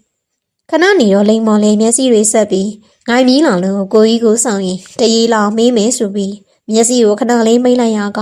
တခါလေးအိပ်ပျော်သွားတော့သူမအိပ်ပျော်သွားလောက်ပြီးဆိုမှအသွင်ချောင်းကလေးဘောဆင်းလာပြီးတန်မားတဲ့သူ့လက်တစုံနဲ့လိမ္မောကိုပွေးကြည့်ပြီးအိမ်အောင်ဘောကိုချပေးလိုက်တယ်ပြီးတော့ကိုဘောမှာဆောင်ကိုလွှမ်းချုံပေးလိုက်ပြီးစေစိုးပိုင်းရိုက်မဟုတ်ပဲငကိုလာနေတဲ့ကျင်းစင်အောင်မျက်နှာလေးကိုတစိမ့်စိမ့်ထိုင်းကြည့်နေလိုက်တယ်အရင်လိုငါ့ကိုလာမနှောက်ရှက်တော့လို့ဒါမင်းကိုငါပြန်နှောက်ရှက်တယ်နီးပြီမအိမ်ရောက်ကနေခေါ်တဲ့ကြောင်းတော်မို့အသွင်ချအောက်တက်ကိုစင်းစီလိုက်တော့ဘေးဆန်ကကြာတိတ်လေးဖြစ်နေဘာကိစ္စလဲဒီလိုမိသားစုကိုတိတ်ပြီးတော့အမြင်ကြည်လာတာမဟုတ်ဘူးခက်ပြက်ပဲမေးလိုက်တော့မအောင်လားခေါ်တာဒီညနေကျွန်တော်ကမအောင်မဝဲကျွေးမယ်လို့ပြောထားလို့ဘာတဲ့ခေါ်တာကပိုင်စိုးပိုင်နေနဲ့မားတယ်လိမ္မောမအောင်မင်းနဲ့လိုက်နိုင်မှာမဟုတ်ဘူးဒီညနေသူအားရလို့ကျွန်တော်မနီးရသေးချာပြောထားတာမနေ့ကသေးကြပေမဲ့ဒီနေ့မှမသေးကြတာသူမအားဘူးလို့ပြောပြီးပြီအော်မန်ရောက်နေပြီလားသူအခန်းထဲမှာတိတ်ထားတာဘယ်ချိန်ကနိုးလာပြီးရောက်လာလဲမသိဟိုကအတန်ကိုကြားလို့ဒီရောက်ထက်ဒီကိုဆင်းလာတာလားဟမ်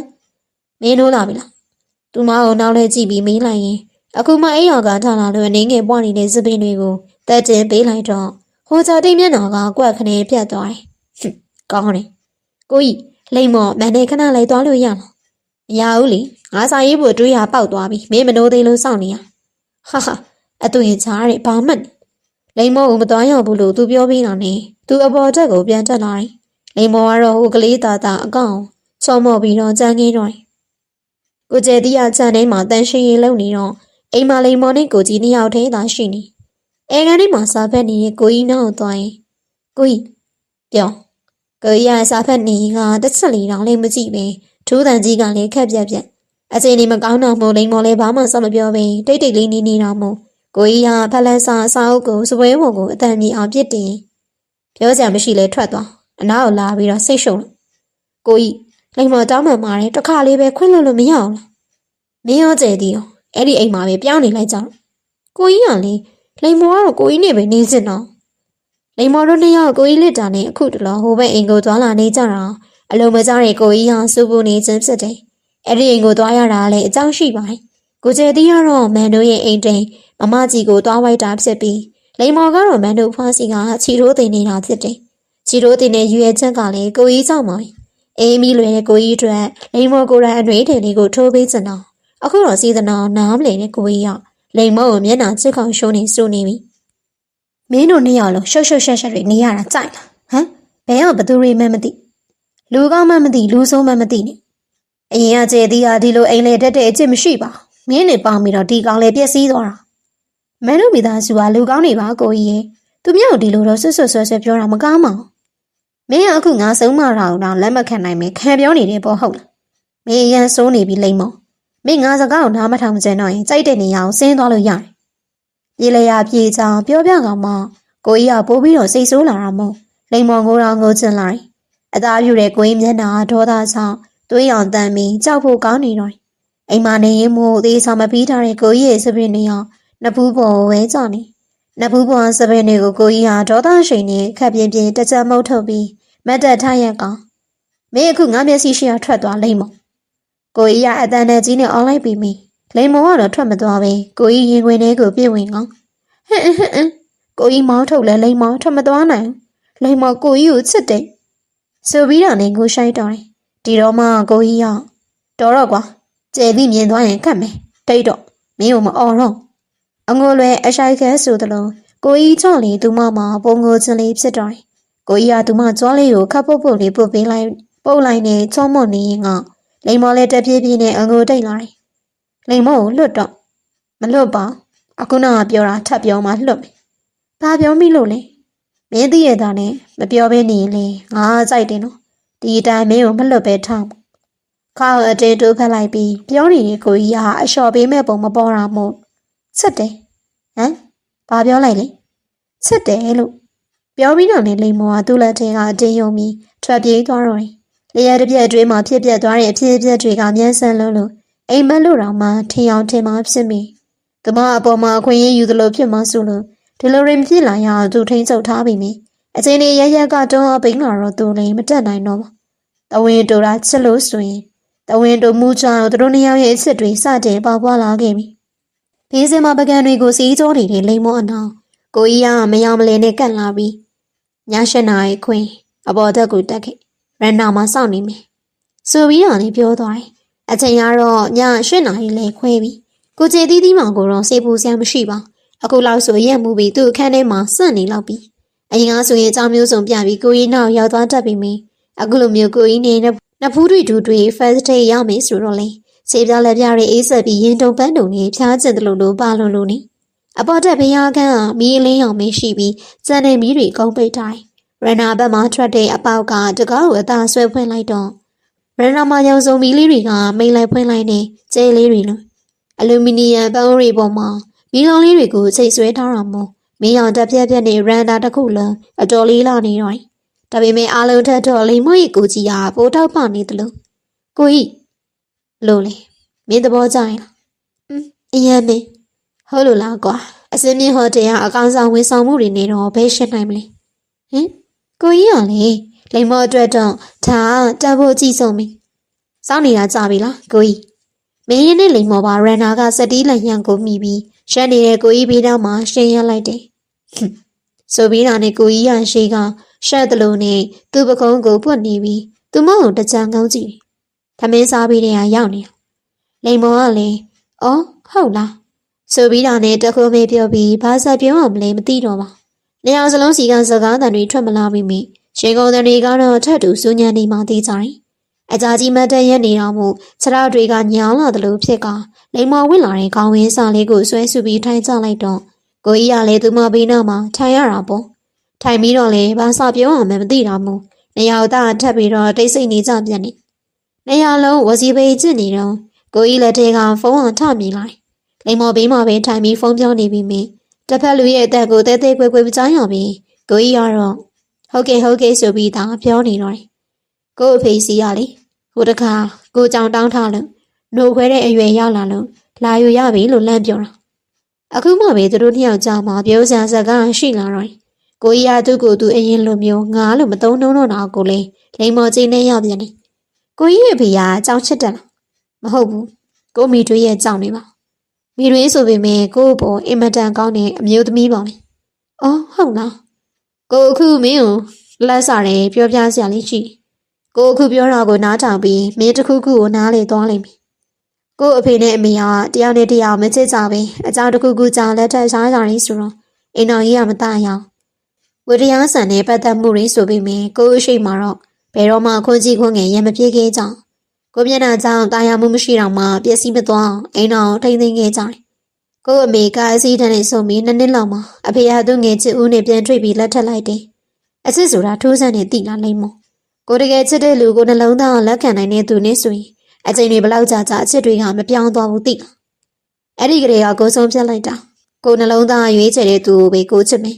အဲ့ဒီအတွက်အချိန်ဘလောက်ကြာကြာကိုစောင့်မယ်ဆိုပြီးပေါ့အခုကိုအဲ့ဒီအချိန်ကိုရောက်နေပြီထင်တယ်ဒါကြောင့်မလို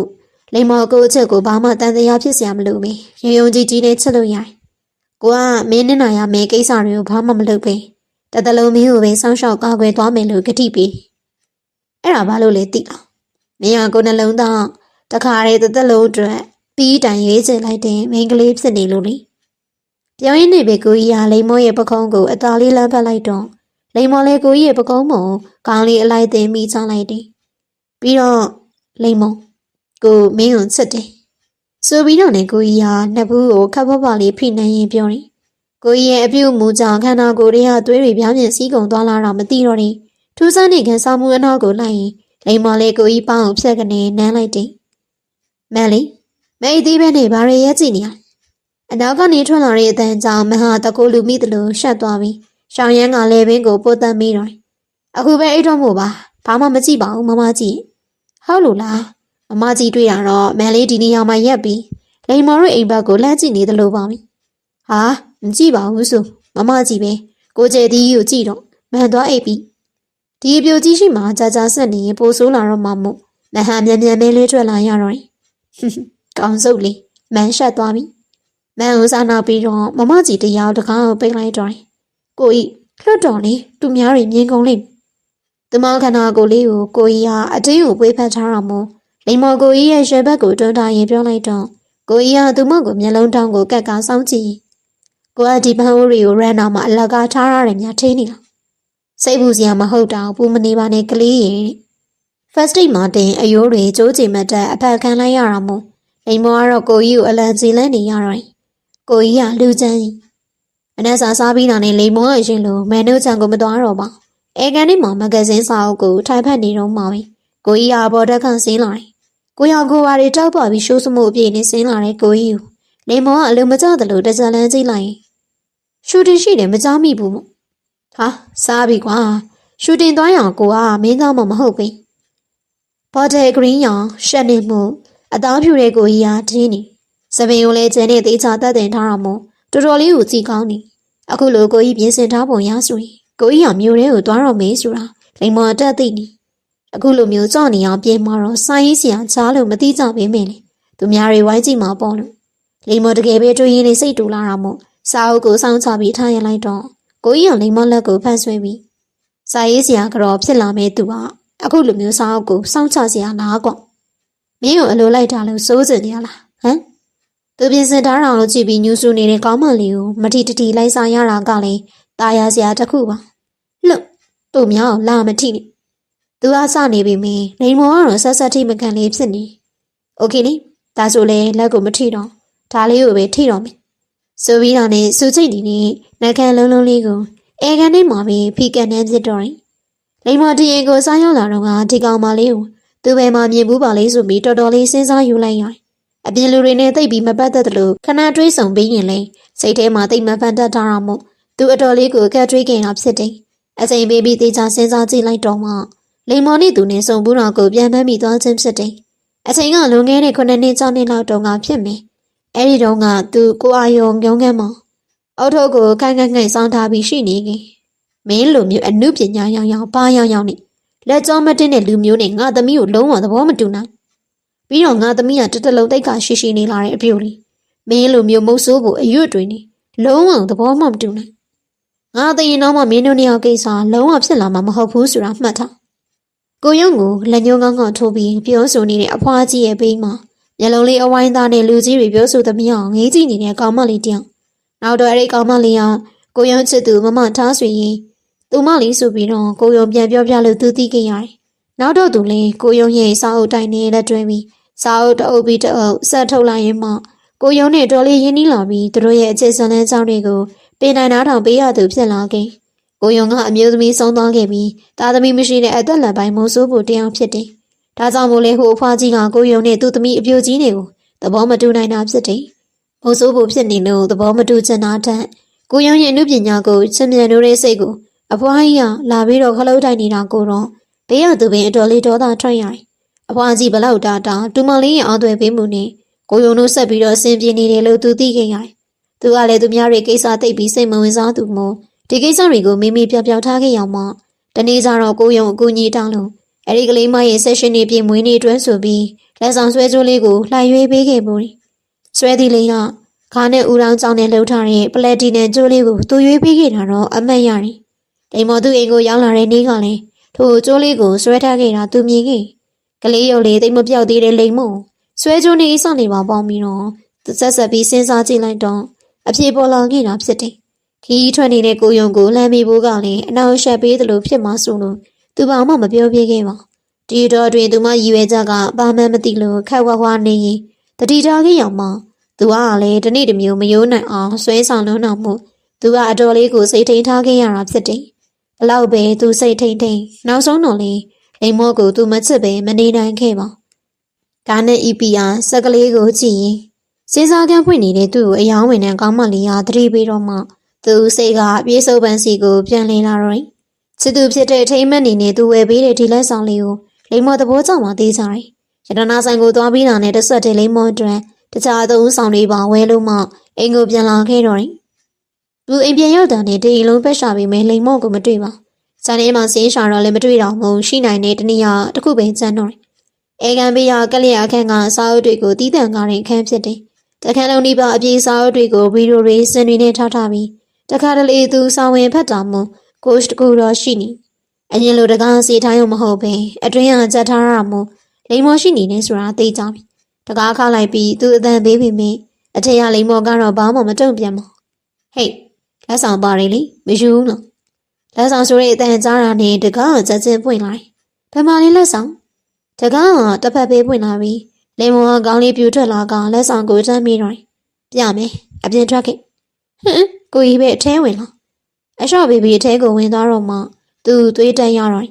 သူအိမ်မှာမရှိတော့လိမ်မော်ကစိတ်ကြိုက်မွေးထားတဲ့ပုံမှာစားအုပ်တွေကိုဟိုတအုပ်ဒီတအုပ်နဲ့ကျဲချလာတာခြေစားစရာတော့မရှိပါစားကြည့်တယ်လို့သဘောထားပြီးဒီအခန်းကိုသူဘယ်တော့မှစားစရာမယူလာမိမိအခုတော့အာလူးကျော်တုပ်အခွန်တွေစားနေလဲစားနေကြစေးတုပ်တွေအေးဘူးတွေနဲ့တကန်လုံးမှာရှုပ်ပွားနေကိုရှ်ပေါ်မှာလည်းလုံထွေးထားတဲ့စောင်းတိတ်စောင်းကိုဖယ်ပြီးဟင်းကနေသက်ပြင်းချောင်းကကိုရှ်ပေါ်ကိုခြေပြက်လက်ပြစ်ထားလိုက်ပြီးသူဘေးကလိမ်မော့ရဲ့လက်ကိုပါဆွဲယူပြီးသူနဲ့အတူတူထိုင်စေလိုက်တယ်ကိုကြီးဖမလေးလက်ဆောင်အစားကတော့ပေးမှုပဲအခုမပေးချင်တော့ဒီဟာတွေကိုပြန်ရှင်းပေးမှလက်ဆောင်ပေးမယ်ရှုပ်ပွားနေတာတွေကိုမင်းငေါပြပြီးပြလိုက်တော့မှလိမ်မော့ကနှာခေါင်းလေးရှုံကိုလေးတွန့်ကမလုံးချင်နေဆိုတဲ့သဘောโอเคဟုတ်ပြီလေမင်းမလုံးချင်တော့လေဒါတွေကိုကိုပဲတင်ရတော့မှာပေါ့ဒါပေမဲ့ဒီလောက်လေးတော့ကိုကိုပြန်လုပ်ပြီးဆိုပြီးတာနဲ့ကိုကြီးကသူမကောင်းလေးကိုထိတ်ကြိုက်ပြီးနှကန်းချင်းကြီးဆက်တော်တယ်ရုတ်တရက်မှုအလေးငိုက်မိသွားတော့လိမ်မော့ရင်တွေစောင့်ကုန်လာရတယ်ကိုကြီးရင်ဘက်ကိုအသားလေးတွန်းရင်တကားကတချမ်းပွင့်နေတယ်ကိုကျဲသီးမြင်သွားမယ်အဲ့ဒီလိုသူမကပြောတော့ကိုကြီးကနမ်းနေတာကိုရက်ပြီးကိုကအခုခဏလေးပဲနမ်းဖို့ပဲကွာတကားပိတ်ဖို့မလို့ဘူးလေမေဘလာအထိမျောလင့်ထားလို့ဒါဆိုရင်ကိုအခုတကားသွားပိတ်လိုက်ရမှာဟမ်ကိုကြီးနော်အစ်စ်မကောင်းသူများစေတနာနဲ့တတိပေးတာကိုကြီးကတမျိုးလိုက်ထွေးနေတာမို့ရှက်ရှက်နဲ့လိမ်မော်အမြဲပြေးထွက်သွားရတော့ချယ်ရီသီးလေးလိုမျက်နှာလေးနီးရဲပြီးထွက်ပြေးသွားတဲ့ကောင်းမလေးကိုဦးရလုံးလုံးလိုက်ဖမ်းပြီးရင်ခွင်ထဲမှာကြာကြီးဆွေးပွေထားကြပေမဲ့လေလိမ်မော်ဖွာထားသမျှသူရှင်းရတော့မှတွေကမနေမနှောပါရှော့ပင်းမော်တစ်ခုလုံးကိုခြေတွားပတ်ပြီးဝဲချမ်းလာခဲ့ပေးပြီးတာတော့မှအခုလေအခန်းထဲကအမိုက်တွေကိုတစားစီလိုက်ကစာအုပ်တွေကိုပြန်စီလိုက်နေအလောက်ကဆက်ပြီးတော့ရှုပ်နေပြန်ရတဲ့ဆရာချောင်းအိမ်မနေတိုင်းတွင်းနေရပေမဲ့လေချစ်စားကျင်စားဆိုတော့အချိန်ပြေးချလို့မဝါဖြစ်နေတာမို့အပြင်မှာထက်ချိန်ပြီးတော့တွေးရပြန်အိမ်မှာဆိုရင်ကိုကျဲသီးရလည်းရှိနေလို့လွတ်လွတ်လပ်လပ်ချိန်တွေးလို့မရဒီနေ့ကိုကျဲသီးကိုအလုပ်ကိစ္စခိုင်းလိုက်ပြီးကိုကြီးနဲ့လိမ်မော်ကြတော့တစ်လုံးအိမ်လေးမှာအပန်းလာပြေးကြရင်ဒိန်းနေကြခြင်းဖြစ်တယ်ဒီနေ့ကိုကြီးကအရင်လိုလုံကြီးနဲ့မဟုတ်ဘဲဘာမှရှိနေဆိုတော့တမျိုးကြီးကောင်းနေပြန်တယ် လိမ္မောကတော့အောက်ခံတဲ့ရောင်ပေါ်မှာအဖြူရောင်ပလင်းလုံးဆက်လေးတွေပါတဲ့ထိုင်းရှိုးတာကောင်းဝင်နေတဲ့ကိုကြီးရောင်အလုံးမကြောက်စွာနေပွားစီရေရွတ်နေတောထဲမှာဘသူမှမရှိလို့ဒီဟင်းကြီးဝတ်ဖို့ကိုအောင်ခွင့်ပြုတာနော်အပြင်မှာဆိုရင်တော့မဝင့်အောင်ကြည့်ပါဒီပခုံးမှာချီးတဲ့ကျိုးလေးပြီးသွားရင်ဘလို့လုံးကိုကတော့သဘောမကျပါဘူးကွာကြည့်ရောလက်မသားတွေကလည်းပေါ်နေမိမကြီးလို့ပြောမနေပါနဲ့တော့အပြင်မှာမိုးရတော့မယ်လာအိမ်ထဲကိုအမြန်ဝင်ရအောင်လေကိုကြီးသူလမ်းမကိုတွဲခိုလာပြီးခက်နွဲ့နွဲ့လေးပြောနေပုံကဆွဲကိုင်းချင်စရာလေသူဝယ်ပေးတဲ့တောင်စလက်ပန်းအရာခါနဲ့ကြောင့်နှဆွဲလေးကိုလည်းအမျက်တနိုးဝစ်စင်ထားရမို့ရှင်ထဲမှာချမ်းမြေပြီးကြည်နူးရတယ်အရေတကောက်လာတော့ကသူဆွဲထားတယ်လိမ္မောရဲ့ပုတ်တူပကြီးကားလေးကိုပြလိုက်တော့လိမ္မောအားတင်သွားပြီးခွေးပေါင်လေးလုံးသူရင်ခွင်ထဲကိုအတင်းတိုးဝင်လာပြီးအရန်သဘောကျပြီးကျေးဇူးတင်ကြောင်းထက်ပြောနေတော့တယ်လိမ္မောကိုမဆွဲပေးဘူးလို့ပြောပြီးဆပ်ပရိုက်တိုက်တာလေကိုကြီးနော်ဒီတိုင်းဆွဲပေးမယ်ပြောလိုက်ရင်ရပြီပေါ့အဲ့ဒီတော့ကသူမြောက်မလှဘူးလို့လေပြောသည်ရှင်ခွင်ထဲကနေမကျေနပ်တဲ့အတန်လေးနဲ့လမ်းရန်တွေ့နေတော့မို့ငုံကြည့်ပြီးတော့နှာခေါင်းလုံးလုံးလေးကိုလှမ်းညှစ်လိုက်တယ်အခန်းထဲမှာပကြီးကားတွေပြင်ပီယာနိုတစ်လုံးလေးရှိပါသေးတယ်လိမ္မောကပီယာနိုတီးသူကပကြီးဆွရင်အချိန်တွေကိုအတူတူဖြတ်သန်းနေကြပါတယ်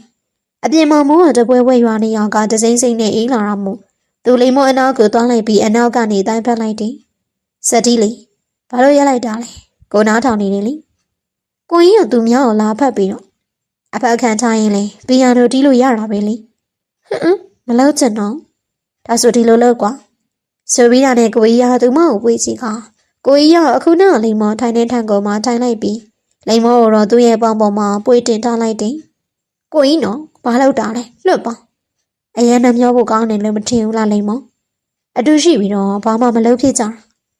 ကိုကြီးရဲ့ရင်ကုန်စရာလားကြောက်စရာလားမသိတဲ့စကားတွေကိုတာယာပေမဲ့လေလိမ္မောအငြိမနေနိုင်ပေသူ့ပုံကစင်ပြေဖို့ကြံနေပြန်နေမင်းခုလို့ရမှာကိုလေပင်ကိုတွေ့ထားရမှာနော်ကျန်တာဘာမှမလုပ်နဲ့လိမ္မောကိုကြီးကိုမျက်စောင်းထိုးလိုက်ပေးမယ်လေကိုကြီးပြောသလိုတော့လိုက်လုံးလိုက်ပါတယ်လိမ္မောရဲ့လက်လေးနှစ်ဖက်ကသူ့လေပင်ကိုတွဲကိုလိုက်တာနဲ့သူ့နှုတ်ခမ်းတွေကိုမထိန်ကျုပ်တော့ပြီးစိတ်ကြိုက်ဆဲလဲခွင့်ပေးလိုက်တော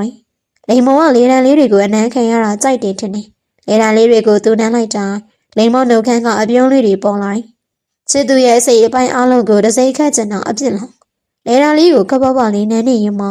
ှသွားနေဖိပြီးကြိုက်ပြလိုက်တော့လေလိမ္မောကရင်းနှီးရှာပြန်နေအပြင်မှာမိုးတွေကလည်းတဲနေပြီဒီမိုးတွေလိုမျိုးသူ့အစ်တွေကိုတော့အသက်ကုန်သေးလိုက်လို့မဖြစ်ပါနှစ်ယောက်သားအဘေးယူများရင်ကုန်တန်စည်းကြနေအနမ်းမှုတွေပါနေရင်မှ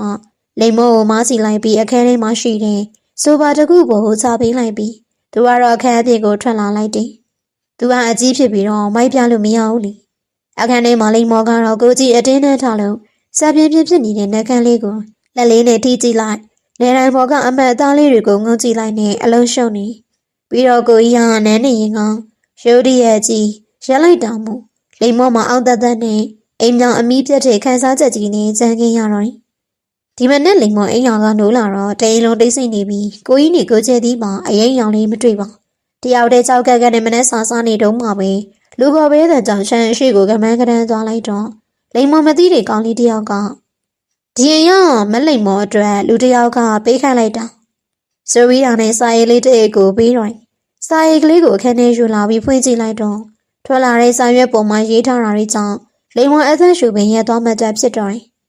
ဒီစာကလိမ္မောစီကိုကိုကြီးပို့လိုက်တဲ့စာဖြစ်တယ်ကိုကြီးအဖေဦးအတက်ပေါက်လို့ညကလေးဟာကိုကြီးနဲ့ကိုကျဲတီဟာညာရင်းကျင်းပလိုက်သွားတဲ့အကြောင်းလေးရေးထားပြီးတော့ကိုကြီးကလိမ္မောအကြောင်းအားလုံးကိုစောကြည့်က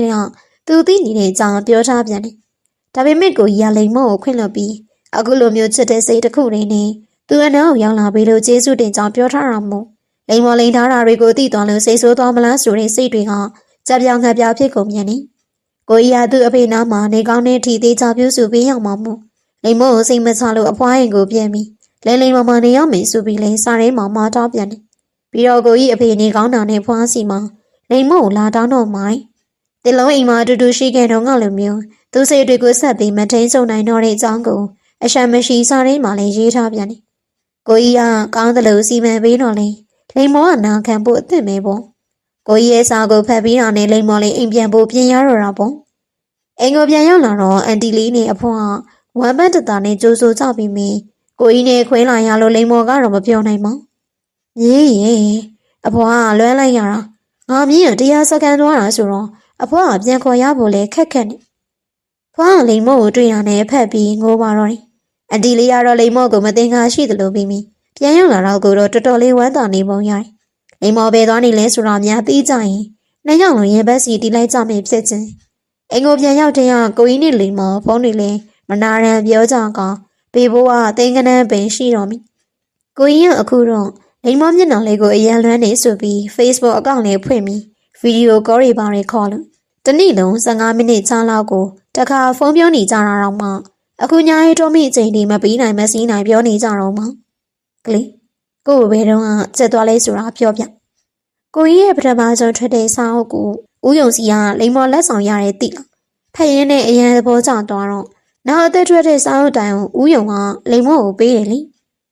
ကိုကြီးစာအုပ်တွေကိုတအား crazy ဖြစ်လာတော့ကိုကြီးကပါအရန်တွေ့ကျင်လာတယ်ဒါပေမဲ့အိမ်မှာဖွားဖွားအမှုပညာနဲ့ပတ်သက်တဲ့သူတွေကိုကြည့်မရတော့လိမ်မော်ငြိမ်နေရတာပေါ့နောက်တော့လိမ်မော်ဦးယုံရဲ့ရုံးခန်းမှာမွေးနှောက်ပြီးကိုကြီးရဲ့အိမ်လေးဆောင်အရယူလာပြီ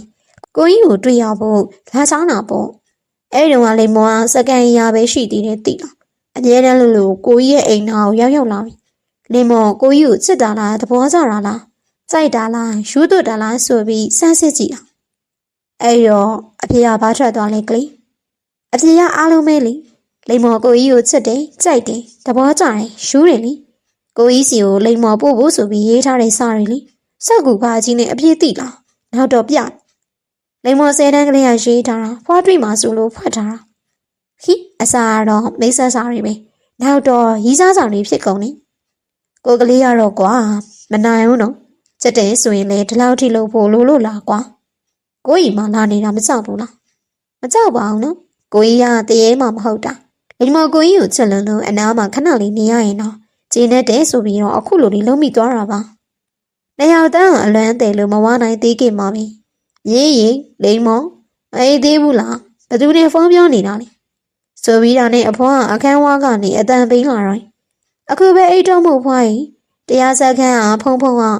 ဖုန်းနဲ့လမ်းဆက်ပြီးတော့တရားစစ်နေလို့လိမ်မော်တို့ဓမ္မအမြဲဖြေလုံနေကြတာပါအဖွားတစ်ဖက်ကသူ့တာလီကောင်မလေးလိမ်မော်ရဲ့ပြေရှင်းချက်တွေကိုနားထောင်ပြီးအသွေးချောင်းဦးတက်အောင်အော်ရင်ပြီးတော့ဖြစ်ရမယ်ကိုကလေးအဖွားလေးတာနဲ့လိမ်မော်တို့လေဓမ္မမိတ်ဆွေဆက်လို့ကြတာပေါ့အဖေရောက်လေနေကောင်းသွားပြီမို့အသွင်ချောင်းနဲ့တပည့်ကျော်ကျဲသီးတို့လည်းအိမ်ပြန်ရောက်နေကြပြီဖြစ်တယ်ပူပူနေနေချစ်သူလေးကလည်းအိမ်ပြန်ရောက်နေပါပြီလို့သိချပြောထားတာမှအိမ်ကိုတစ်ခါလေးတော့မှအလဲမလာတော့မှဖုံးပြောရင်တော့ကိုကြီးနဲ့ခွဲပြီးနေရလို့စားလို့မဝင်အိတ်လို့လည်းမပြောဘူးဆိုပြီးချွေးသိပ်ထားသမျှအခုကျတော့အရန်လွမ်းနေတဲ့လူကိုမျက်နှာလေးတောင်မှလာပြဖို့မရပါအိမ်ပြန်ရောက်ပြီးတဲ့ကလိမ်မော့ကိုလွမ်းနေစိမ့်နဲ့စားလဲကောင်းကောင်းရေးလို့မဖြစ်ပါဟိုရောင်ဒီရောင်နဲ့တကယ်လို့ဖြစ်နေတာကကျဲသီးနဲ့အတူတူညနေပဲဆိုရင်တစ်ခွက်တစ်ဖလားလောက်ချနေခြင်းဖြစ်တယ်အခုလည်းညီမလေးကိုမျောနေပြီးမိတကယ်ရောက်လာသူကကိုယုံဖြစ်နေဘာပဲဖြစ်ဖြစ်ကိုယုံနဲ့စကားပြောလိုက်ရင်လေလိမ်မော့ကိုလွမ်းရတဲ့ဝေဒနာတွေကနည်းနည်းဖြစ်ဖြစ်တက်တာရကြည့်ရင်ဟာကိုညီဟာတကယ်လုံးဝမထင်ထားဘူးကွာလိမ်မော်နဲ့သူ့ကြားလုံးကိုပြောပြလိုက်တော့ပါဇက်ကြီးအဟောင်းသားနဲ့ကိုယုံကမယုံနိုင်ဖြစ်နေအဖွားကြီးတော့မင်းတို့ဘလို့လုပ်ကြမလဲပြောငါနဲ့ယူရင်တေးပြစ်မယ်ဆိုပြီးတော့အချက်ကင်ချင်းဆောင်ထားလာဆွေနဲ့ငါဇက်လန်ကနှစ်တွေကြာပြီးမျောနေရတာမင်းအသိပဲငါညီဟာပြီးစဉ်ကြည့်ရမှာပေါ့ကိုယုံရဒါနဲ့ဘာလို့လိမ်မော်ရဲ့အဖွားအမှုပညာသမားတွေကိုဘာလို့ဒီလောက်ထိမုန်းနေရတာဒီရွယ်ရောက်နေပြီမှာ तू ကတော့တခါမှအမှုပညာအောင်မခံစားဘူးလို့လားအမှုပညာနဲ့ကင်းကွာနိုင်တာဘယ်သူရှိလို့လဲဟုတ်တယ်လေဘယ်သူမှအမှုပညာနဲ့ကင်းကွာလို့မရဘူးလေဘွားတော်ကြီးကိုယ်တိုင်ကအမှုပညာအကြောင်းတခြားလူတွေတက်ကိုပိုးသိမှာပေါ့အဖြစ်ကဒီလိုဆရာချရင်ဒေါက်တာတောင်းငွေတို့ကမျိုးရိုးစင်ဆက်ချမ်းသာလာတဲ့တကြွယ်မျိုးတွေလေ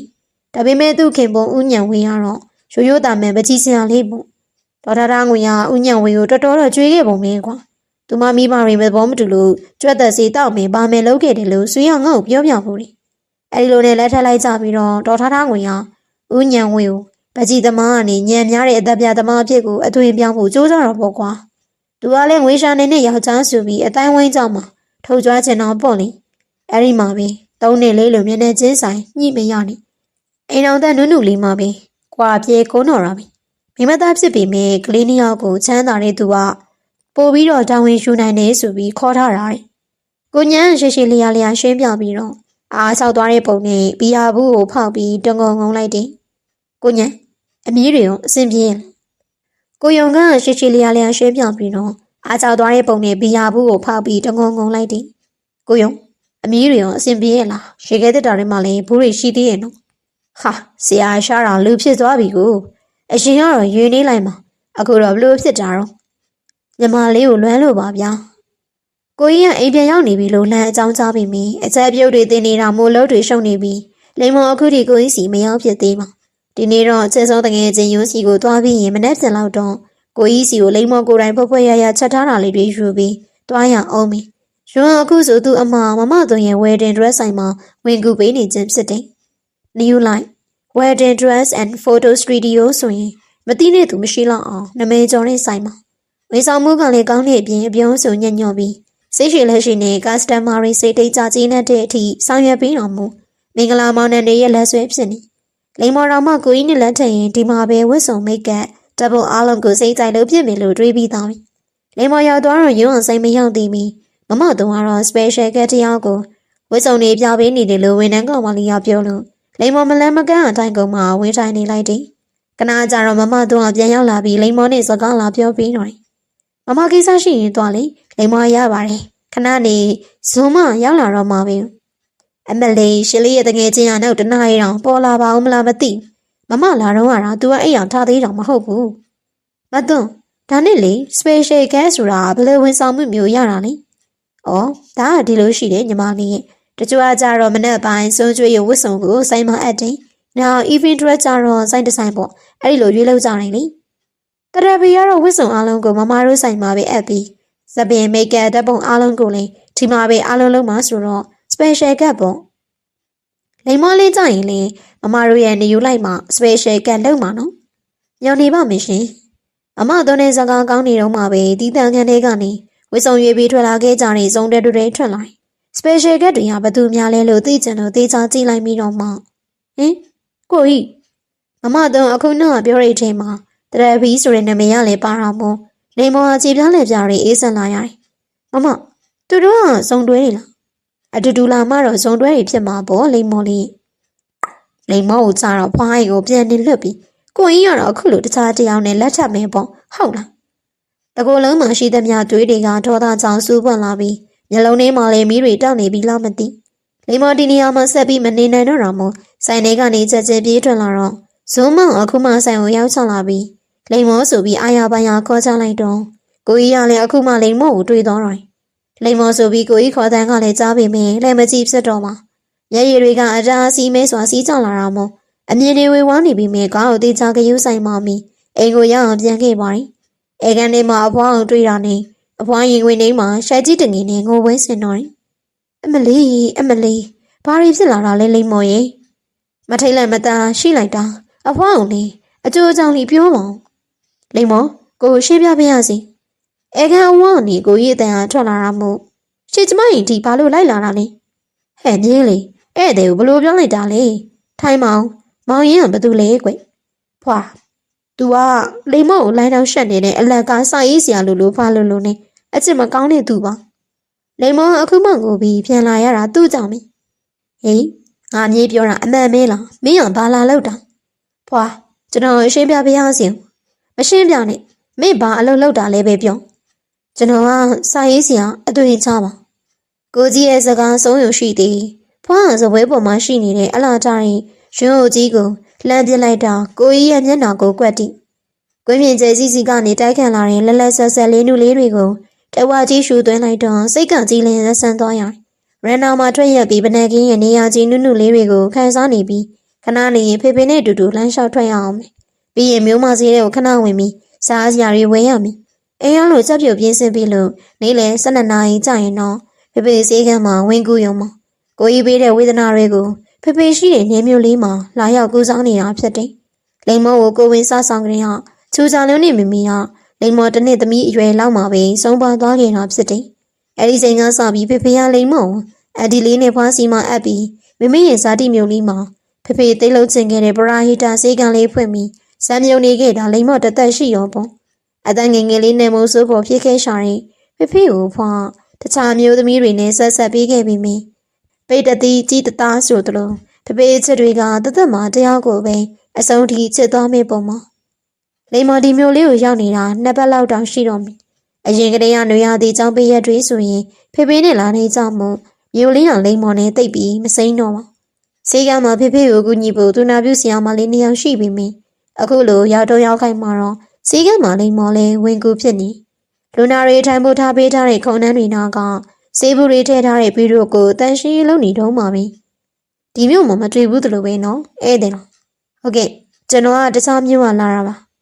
ရင်းနှီးလို့နဲ့အတန်တကူဟာနားထဲကိုတိုးဝင်လာတော့ရှင်ကလည်းတိန်ကနေစောင်းကုန်သွားတယ်ဒါပေမဲ့လိမ္မောနင်းစိတ်ထိန်ဆန်လူပဲတော့မှနင်းစီပြန်လာမှာမဟုတ်တဲ့သူမယိုးစမ်းနဲ့နမဲတူလူတူတွေရှိတယ်လို့အတန်တူတာတွေလည်းရှိတာပဲဆိုပြီးအသိစိတ်ကိုပြန်ထိန်ပြီးတော့အနာကိုလည်းမကြည့်ဖြစ်ပါဆရာဝန်ကြီးကအရန်တော်တာတိလားစိတ်ထားလဲကောင်းသလားမမေနဲ့အန်တီကတော့လက်ဆွဲပဲသားရင်ပရာဟိတစီကန်းစုပေမဲ့အလူငွေပြန်ထွေသွားကြတာလည်းမနေမနော်ဆရာကြီးကလည်းစေးကူလည်းတွန်းစေတနာလေးကောင်းတော့အကျိုးပြီးတော့ပေါ်သားရင်နောက်တစ်ဖက်ကတီတိုးထွက်နေတဲ့စကားတန်တွေကသူမနားလေးကိုတိုးဝင်နေဒါနဲ့ငါတူဟာဘာဖြစ်လို့လဲအန်တီကတော့တလားတစ်ခါပြနေကြပြီအခုလေရဲချိတ်ပြေလို့လာပြန်ပြတာလीဩကျွန်တော်ကလားကျွန်တော်ကမတော်ရသေးတဲ့ဖွားရောက်ခမရဲ့လက်ဆွဲကြောင့်ဗဆောင်နာပြီးတော့ထမင်းမစားနိုင်လို့လာပြတာပါမန်ဘီရိုကိုပြောင်းလဲအောင်ဖုံးသုံးနေတဲ့သူမရဲ့လက်ဆောင်ကရဲတန်သွားကောင်နောက်ဘက်ကနေတော့သူမလမ်းမြင်လိုက်ရတယ်လက်ဆွဲတန်းတန်းနေရတဲ့မျက်နှာလေးကနောက်ပြန်လဲကြည့်လာတဲ့အခါမှာတော့သူမဝရန်ကြည့်ပြလိုက်တယ်အိရှိကတရုတ်စကားပင်အောက်ကခုံတန်းလေးမှရှင်ပြီးထိုင်နေကြတာကလိန်မော်နဲ့ကိုကြီးစိတ်ကကိုကြီးလို့ထင်ပြီးလို့နောက်ပြန်လဲကြည့်လိုက်တော့အမှန်ပဲဖြစ်နေတော့မို့မျက်စာမျက်နှာပြပြီးအပြင်ဘက်ကိုခေါ်ထွက်လာတာဖြစ်တယ်မခေါ်လို့လည်းမရပါကိုကြီးကသူများတွေကိုရှောက်ပြောနေတာနေပြီးလိန်မော်ရဲ့အဖွာမှာလူဆိုးကြီးဖြစ်လို့ကိုကြီးကသူမကောင်းခဲ့တာကိုကြတော့နည်းနည်းလေးမှထိတ်မပြုံးမင်းဘာလို့ကိုကိုပြစ်သွားရတာလဲလက်ကလေးကိုစုပ်ကန်ပြီးတန်တန်တာတာနဲ့မေးခွန်းထုတ်လိုက်တော့လိန်မော်ကမွေးဟောင်းမလေးလိုပပြင်းထောင်ပြီးသူ့ကိုပတ်ခနဲ့ပြန်ပြောတယ်။အော်ကျမကိုလိန်ညာပြီးတော့တခြားတစ်ယောက်နဲ့လက်ထပ်တော်မီသူကျမကခြေသလုံးလိုက်ဖက်ပြီးတော့ဆွဲထားရမှာလားလို့တော်ရုံပဲကောင်းပါရဲ့ရှင်။မဟုတ်ပါဘူးဆိုကွာဘာလို့ကိုရှိမြတာကြတော့နားထောင်မပေးခင်ရလဲ။ဟောရီယာမျက်လုံးနှလုံးနဲ့တွေ့ခဲ့တာလေ။ဘာလို့ထပ်ပြီးတော့နားထောင်ရအောင်မလဲ။ခတ်ပြီကွာ။ကိုကြီးကမျက်စိမိတ်ပြီးသူ့နဲ့ထင်ကိုလက်ညှိုးနဲ့တစ်ချက်ထောက်ကညင်းညူစိုးသက်နေတော့မို့လိန်မော်ကလေခန့်ရင်လေသွားတော့လေရှင်ဘာလိုက်လို့တာလဲရှင်နဲ့ကျမဇလန်းကပြီးပြီလေဟာရှင်းပြမယ်ဆိုကွာကိုကြီးကစိတ်မရှိတော့ဟန်နဲ့လိန်မော်နာကိုပို့တိုးကန်လာပြီးလက်ကဝေးတွေကိုပါအတင်းဆုပ်ကန်လာတယ်တရက်ဖီးရဲ့သူတို့တောင်းလာမအားလို့ကိုကခဏလိုက်ပေးုံဆိုပါကွာမင်းမမင်းဖြစ်နေတဲ့ဟောရီယာကောင်းကြီးကိုလေသူမစောင့်နိုင်တော့လို့တခြားသူနဲ့လက်ထပ်သွားပြီအဲ့ဒီနေ့ကလေသူ့ကိုလေကိုကြီးပေးရင်းနဲ့ကိုတို့လဲကြရင်လည်းအဆင်ပြေအောင်စက်နီးနော်ဘူးလိုက်သွားရုံအဲ့ဒါတကယ်ပဲလားကိုကြီးတကယ်ဟုတ်လားမဟုတ်လားကိုကိုရွန်းအောင်နဲ့ထည့်ထလိုက်တဲ့မင်းအဖွားကိုသွားမင်းလို့ရကိုအားလုံးရှင်းပြပြီးပြီကိုကြီးအခုမှပဲသူမေရိုးကိုလက်နဲ့ကောက်ပပလေးကင်ပြီးအဲ့ဒီကအရန်နာသွားလားကိုကြီးသိမနာပါ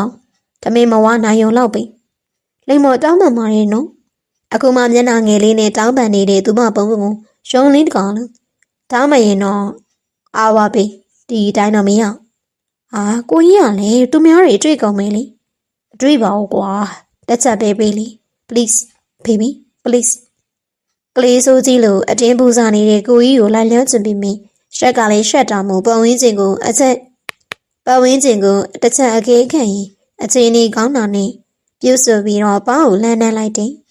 လိမ္မော်တို့ကျောင်းကိုဖေဖေကိုဖွင့်ပြောပြီးမင်္ဂလာကိစ္စအတွက်ပါတခါရဲခွင်တောင်းတော်လေဖေဖေကကြီးကြီးပြပြခွင့်ပြုခင်ကိုကြီးအားစားရောက်တုန်းအတဲခုကမ်းမှာတဲပြီးမိဖေဖေကကိုကြီးအမောင်ကန်ပရိသတ်ဖြစ်တာကတကြောင်အခုတည်းကသူသမန်နဲ့ရင်းနှီးသွားကျင်တော်ကတကြောင်မို့ကိုကြီးအိမ်မှာပဲလာပြောင်းတဲခိုင်းနေမပြန်ခင်လေးမျိုးရဲ့အထင်ကနေရဆောင်ကိုကြီးနဲ့တူတူရှောက်လဲပတ်ရတာလိမ္မော်အတွက်တော့အပြောဆုံးဖြစ်တော်လိမ္မော်ရဲ့ချစ်မဝတဲ့ကိုကြီးကတော့ဖွားစီကိုပြန်ရောက်တာနဲ့မင်္ဂလာကိစ္စကိုတန်းစီစဉ်ပြစ်မယ်လို့ကြုံဝါနေတော့ကိုကြီးကဖွားစီကနေရုံအောင်နဲ့အတုတ်ခံရတာတော့စိတ်မဆိုးပဲနဲ့လိမ္မော်ထွက်သွားတဲ့နောက်ပိုင်းအင်ကိုချောင်းပေါင်းမတက်သွားပြီးအထက်ထက်ရှင်းပြတောင်းပန်ခဲ့တာမို့ဖွားနဲ့နားလည်မှုရသွားပြီးလိမ္မော်အနာလဲလာခွင့်ရခဲ့ခြင်းဖြစ်တယ် ဦးယုံနဲ့အန်တီဆွေကိုလည်းအဖွားကသဘောတူလိုက်ပြီးမှအခုဆိုအားလုံးကအဆင်ပြေနေပြီဒါပေမဲ့အခုလောလောဆယ်အဆင်မပြေတာကလိမ့်မော်ပြီမနေ့တုန်းကကိုကြီးနဲ့အတူတူဆူတောင်းပြေဖျားမှရှိတယ်တောင်မော်ကိုတက်ခဲ့တော်မူချက်တော့တွေညောင်းကိုက်နေတာဖြစ်တယ်ကိုကြီးကကားစီးပြီးတရအောင်လို့ပြောတော့လိမ္မောလက်မခံပဲကိုကြီးလက်လေးကိုဆွဲပြီးရိုမက်တစ်ဆန်ဆန်ဒေါ်လန်ကနေရှောက်ခဲ့တော့မို့အခုတော့ဒုက္ခတွေ့နေရပြီညဘက်ကြီးစေးကန်းထဲဝင်ပြီးဆေးလူနေတော့မှာပဲကိုကြီးကစေးကန်းထဲကိုဝင်လာကောင်ဘလို့လဲမလိမ္မောရိုးကျင်တော့အခုငိုနေရပြီလားဆိုပြီးတော့လည်းလာခနဲ့နေပါတယ်အဲ့လိုပြောမယ်ဆောင်လာနေပြီးလိုက်ရင်ပိုကောင်းမယ်နော်လူနာကရင်ပေါ်မှာအခြေစင်းပြီးထိုင်နေတဲ့လိမ္မောကလည်းသူခနဲ့တော့ကိုမခံပဲပြန်ပတ်တော့လေတန်းကလည်းနော်နေပေးကျင်စီရိုင်ကိုကြီးလိမ္မောခြေထောက်လေးတွေနာလိမ္မောကလည်းအခုမှစကားပြောတဲ့စာကလေးတွေလို့တလုံးချင်းပြောလိုက်တော့ကိုကြီးကတဟားဟားနဲ့အော်ရီတော့ရှုတူတူလေးဖေဖေကြားသွားလို့တမျိုးတွေထင်နေပါအောင်မေဟုတ်ပါ